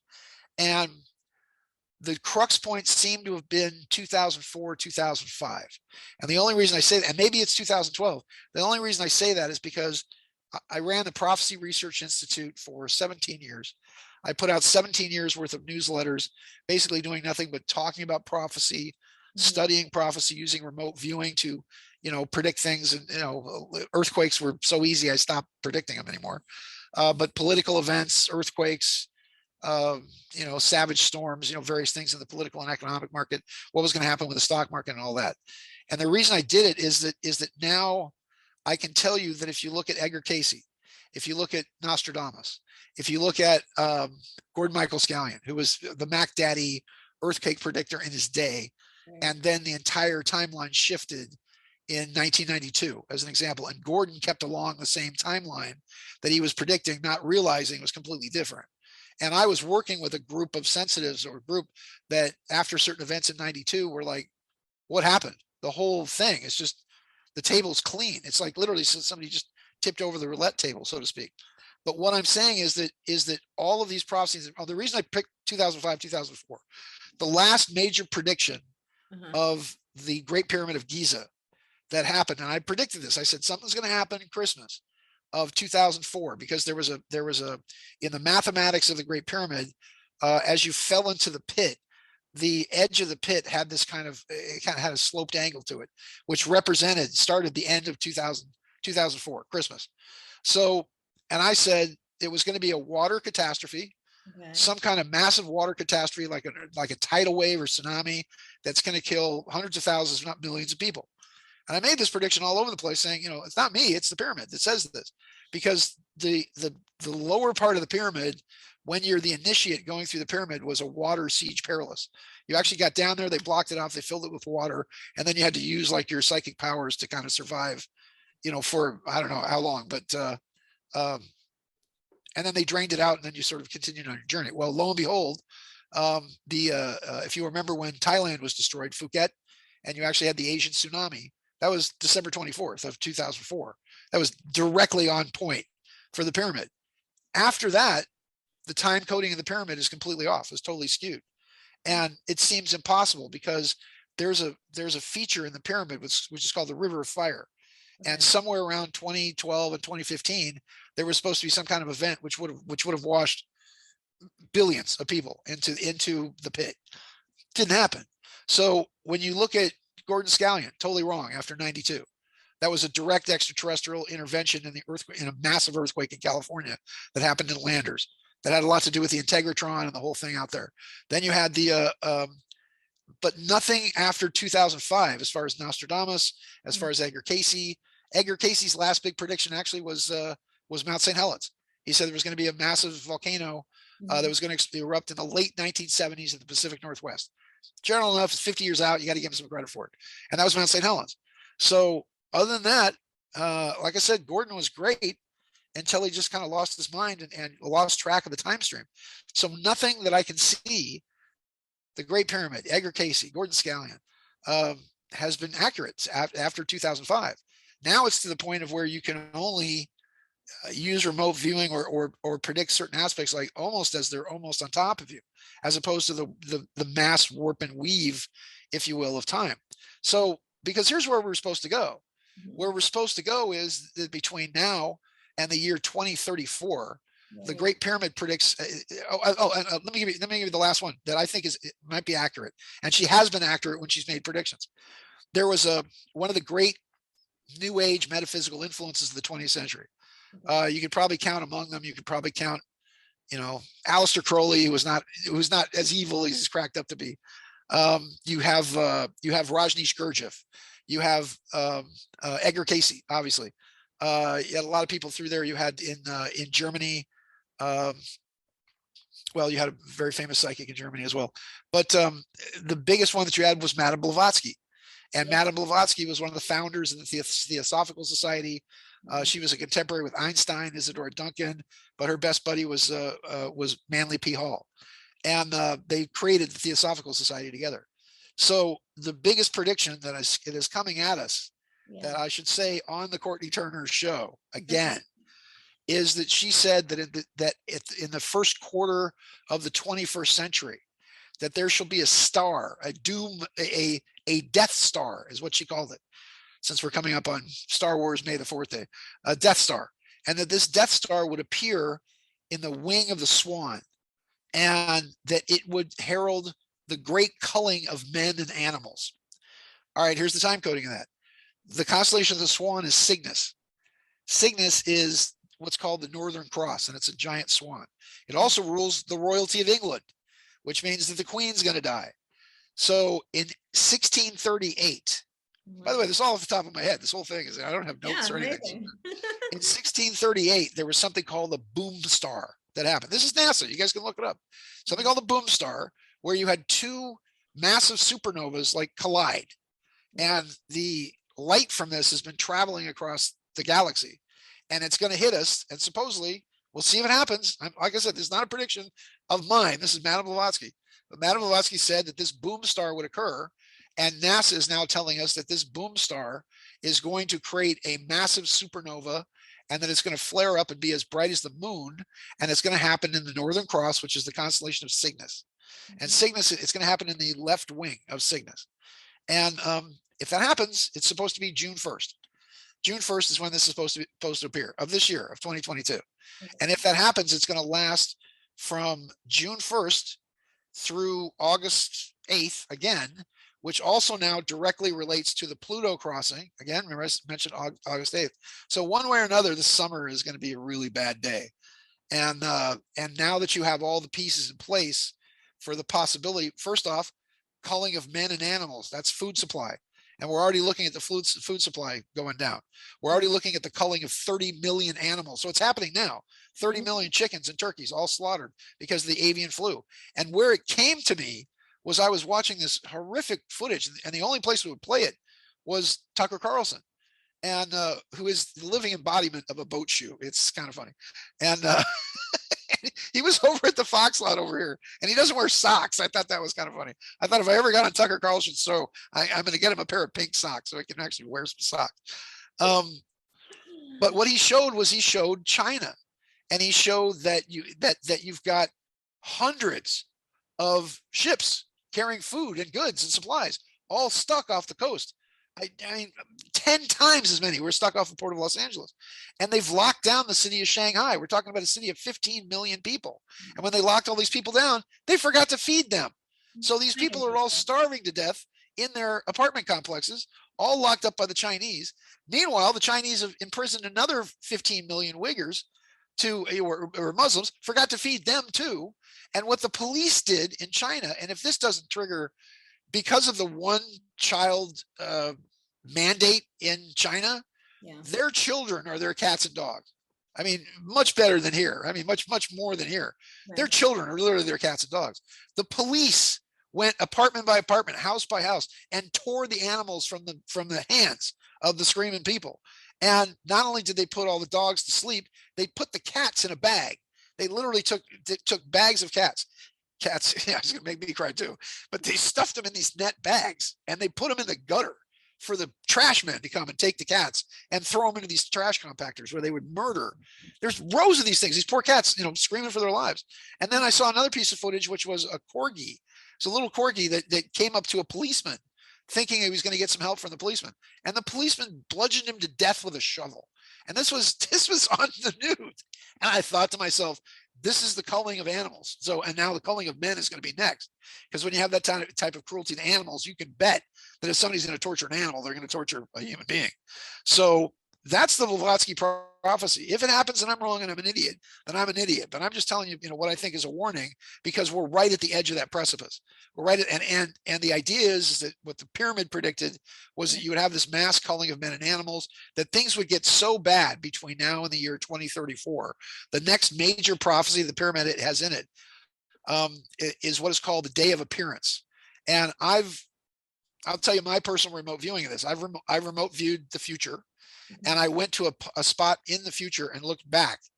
And I put the whole thing in something called the Vajra Chronicles. It was from 1994.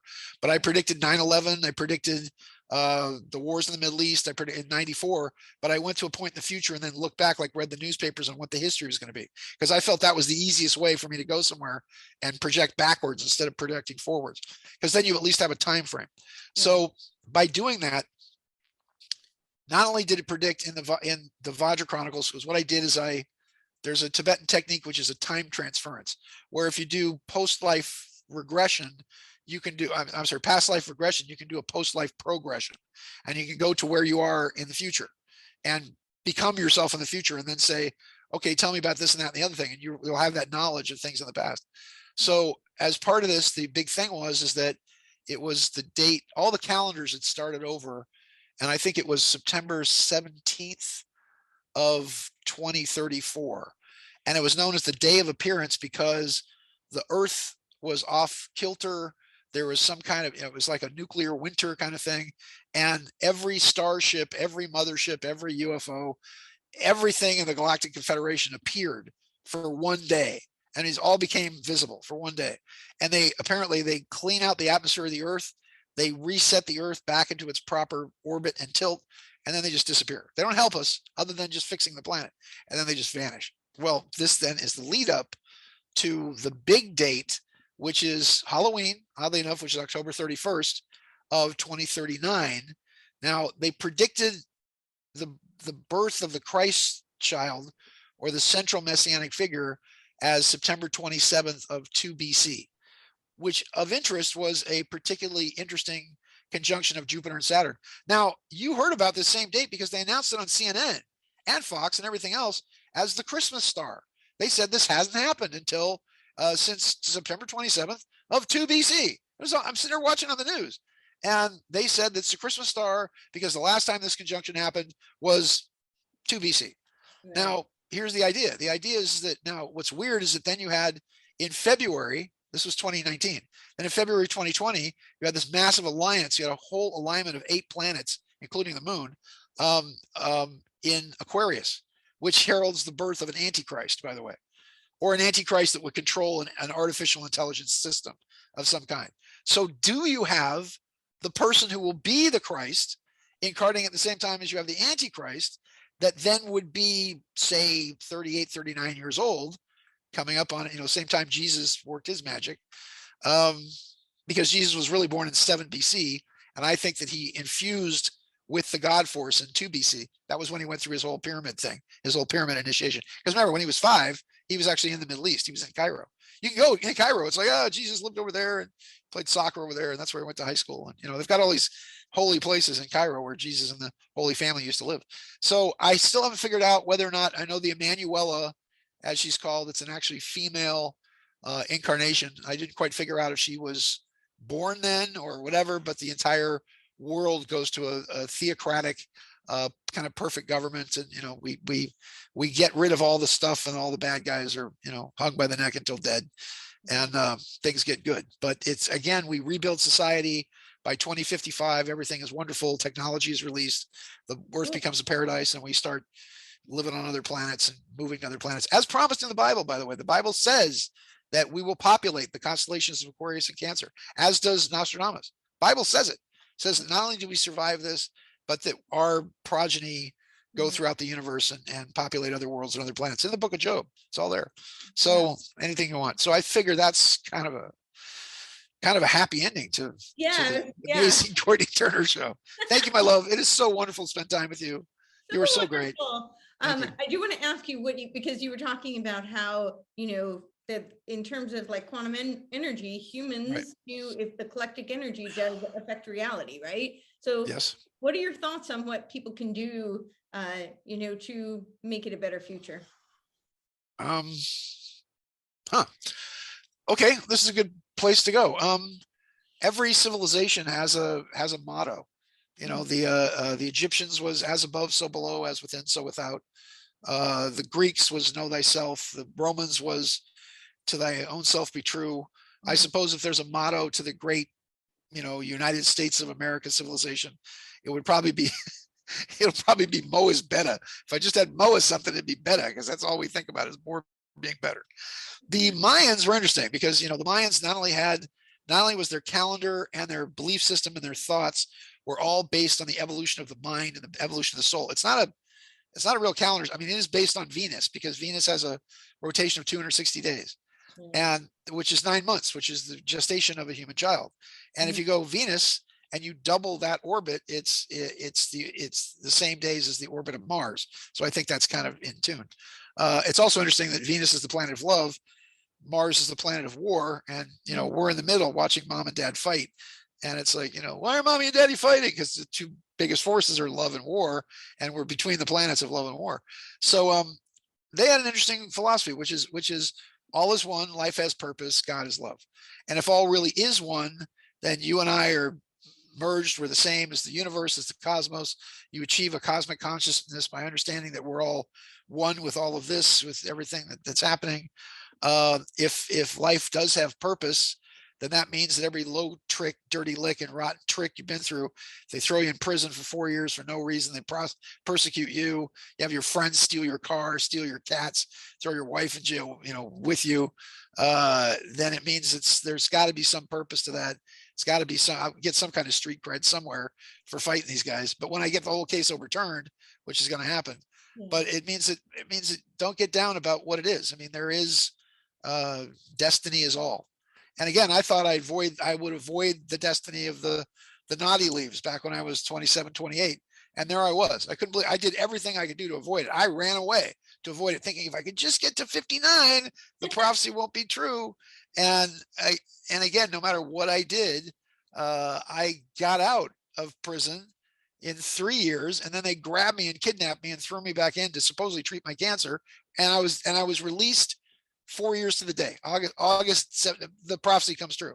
4 years to the day. I was arrested on August 17th of 2017, and I was released August 17th of 20, whatever it was, 2020. It was 4 years to the day. So it was, so again, in the very last one I was saying is that God is love. That means that the primum mobile, the first thought of the universe, is for the greatest benefit of everything and everyone in the universe. And if God really is love, then it means that everything is put in function for the greatest and highest good. Maybe not for the physical body, but for, the higher self that kind of picks things that happen to you. And all I can tell you is that, the biggest thing I can say is be nice, be kind, manners count. Be nice to people. Try to understand that we're waking up an entire generation of people that have been drunk and asleep. And when you do that, they're not exactly in the best mood. And so, when you're the one that has to throw the bucket of water on them and say, time to get up, it's a new day, you're going to get a lot of rah, rah, rah, rah, rah, rah. So, understand you're waking up people that don't want to be woken up. In the land of the blind, the one-eyed man is not king. He gets mugged by the other blind people and they squish his eye, usually is what happens. But eventually it sinks in. And you'll notice that the pendulum will swing. The pendulum goes all the way where we're monsters and you're the worst person ever. And then it swings back the other way where people go, that Courtenay Turner girl wasn't so crazy after all. Maybe she's right about something. Maybe that Sean Morton guy knows something he's talking about. So, again, don't worry about it. All I can see, however, is morons and idiots and liars that get the attention on the internet, unfortunately, because they're clickbait. Right. And the clickbait for these things is, and the one last thing I should talk about is that when the revolution happened in Russia and Stalin was killing millions, well, they murdered 22 million people in the Ukraine with Lenin. They starved them all to death. Then Stalin comes in, he's killing everybody. You had these major industrialists in the United States, like Henry Ford, like Andrew Carnegie. These people formed something where they were using their money to stop the spread of Soviet communism. And they backed Hitler because they thought Hitler was going to be the strong man and be the only thing that could stop this blood that was just oozing out of the Iron Curtain. Right. So Felix Dzerzhinsky, who was head of the Chakra, which is the Russian secret police, that was the Russian secret police, which was the forerunner for the KGB. He formed an organization which was called the Trust. And the Trust was basically a counter-revolutionary organization that was run by Stalin, but pretended to be anti-communist. And it sucked in Henry Ford. It sucked in Carnegie. It sucked in all these wealthy industrialists. And it sucked in all the anti-Stalinists and all the anti-communists so they could ultimately be murdered, or at least, you knew who they were. There was one man who stood against them.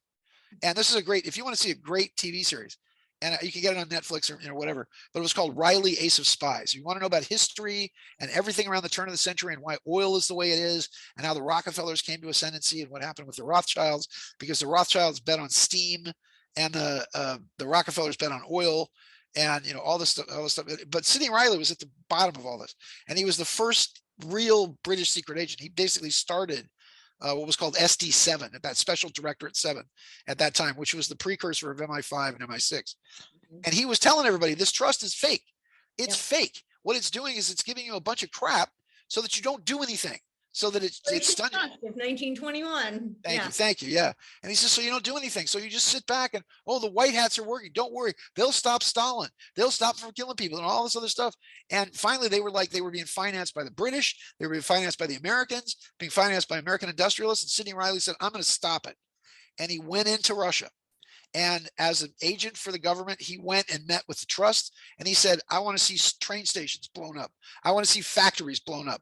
I want to see sabotage. I want to see you create chaos. And he says, and by the way, the one thing we want you to do, you're going to assassinate Joseph Stalin. And this got back to Stalin, and he lost his freaking mind, and he had Sidney Riley arrested and eventually, we think, murdered in Siberia. And the most famous thing is that when Stalin did this, Felix Dzerzhinsky, over Felix Dzerzhinsky's protest, said that Sidney Riley managed to destroy the most successful counter-revolutionary organization ever created. The only reason I say this is because when you listen to Michael Flynn, when you listen to General McHenry, when you listen to, there's so many idiots out there, I don't know, but unfortunately, when you listen to Juan O'Savin, or Wayne Williott, or whatever he wants to call himself. And again, he and I were friends. I had nothing against him. I mean, then he started saying I was divisive and I'm somehow working for the black hats and all that. The reason I say this is they're doing nothing, and they're stunning you into inaction. Yeah. And what everybody needs to be doing right now is you need well, QAnon has some interesting, QAnon, I know who he is. He's a rich Republican out of Bel Air, and he does know Trump, and he's done some interesting things, but just give you an idea. He organizes a lot of Republican events in Southern California, and they have been able to come out beforehand and look fairly prescient as far as certain things that are going on, because he has inside knowledge of what was going on. But I'm just saying, don't be stunned into inaction. I think the biggest thing that happened was when your kids had to stay home from school and they began to see on the computer the crap that was being forced down their throat. They're not being educated, they're being socialized. They're being socialized and sexualized. And the fact that somebody's gotten up on their hind legs and said, I mean, if you or I were to have a conversation about sex to these little kids, we'd be chomos, we'd be thrown in prison. And yet these are teachers with their green hair and their, steel coming out of their noses and ears and genitals and whatever else, talking about how great it is to be gay and queer. I mean, thank God my parents didn't decide my gender for me when I was eating crayons and stuffing Hot Wheels trucks up my nose. I mean, when I was 10 years old, I wanted to be a dinosaur. Oh, thank God they didn't give me drugs to turn me into a dinosaur. So I'm just saying that's pretty much what woke people up. And I think by finally waking up the parents, and I said this, when the whole gay marriage thing went through, I said, well, now that one's down, what's next? And I said, they're going to go after your kids. They're going to go after your kids, and you watch what happens when they go after your kids. And they finally discovered that this is what they were doing. They're not, they're not talking gender or whatever else. They're grooming them to be, perverted or homosexuals or, what have you. And again, find conversations to have with adults, if you want to talk about it in college, but you don't do that kind of thing to kindergartners. And I think that Ron DeSantis finally standing up to him and, revoking Disney's charter out there. And by the way, you have people like Charlie Miller to thank, because he's the one that gave the stuff to Ron DeSantis to say, fine, just revoke their charter, because they got a bunch of free land and free stuff. And what people don't realize is that now that Disney's got to pay taxes on all the stuff they had, because they didn't have to pay taxes before, it's going to be costing them $1 billion a year, because now they released that Zoom call with those Disney executives of how they're going to pervert your kids using cartoons and using whatever else, and basically sneak it under the radar. Once the parents found out about that, that's really the sleeping giant. But you've got to get involved. You got to get involved locally. You've got to get involved. But the biggest thing is it's going to have to do with yourself, because the elections are all fixed. It's all, I remember my grandmother, in 1980, I was like, Grandma, come on, we got to go vote. We got to go vote. I remember my grandmother's chopping potatoes, and she goes, oh, Shawnee boy, if you, don't you think if voting changed anything, they would have made it illegal a long time ago? And I was like, oh yeah, kind of right. So all you can do is get your own sovereignty down, realize that you're a living, breathing, flesh and blood man or woman, that these corporations have no power over you if you don't let them, that governments have no power over the living, breathing man, that they operate totally outside the Constitution, because the Constitution is common law and only applies to the living, breathing, flesh and blood person, not these giant corporations and not the judicial code stuff and all that. So you kind of got to get right with yourself and get your own status. It's hard to do though, because there's no place you can really learn it. You've got to go to seminars, and unfortunately a lot of the seminars, I saw a thing of a guy at a seminar saying, Donald Trump's still president, and JFK Jr. is his vice president. Look, there's a picture of him standing at Mount Rushmore on top of George Washington's head. It's just like, it's just exploding. So find your own truth. Find your own truth. Find people that are real. Find people that are honest with you. Find people that keep their word, and it'll be okay. Find people like Courtenay Turner and listen to Courtenay Turner's show. And by the way, you can listen to my show. It's revolution.radio. It's on Monday through Friday now from 10 to midnight, West Coast time. So, and I'll do it for as long as I can because my throat's kind of giving out, but it's amazing today. So thank you, darling. It's just talking to you, and you're so wonderful, and you're so receptive, and love your dress, by the way. I love the lace on your shoulders. It's very nice. Thank you. So bless you. Thank you so much. It's an honor and a pleasure to talk to you anytime. If you want to do if your viewers or listeners have like a question and answer thing and you want to do that, let's do something in the future where it's like, here's a question for Sean. We could go through that. Yeah, let's do it. I would absolutely love that. That'd be all right. Well, we'll make this a regular thing from now on, now that we're reconnected. Yay. And have fun there in Tennessee, greatest state in the land of the free. Davy Crockett, king of the wild frontier. All right, sweetheart, I gotta go. All right, let's say hi. Thank you. Okay, say hi to Melissa. Hi, Melissa. Courtney says hi. Bye.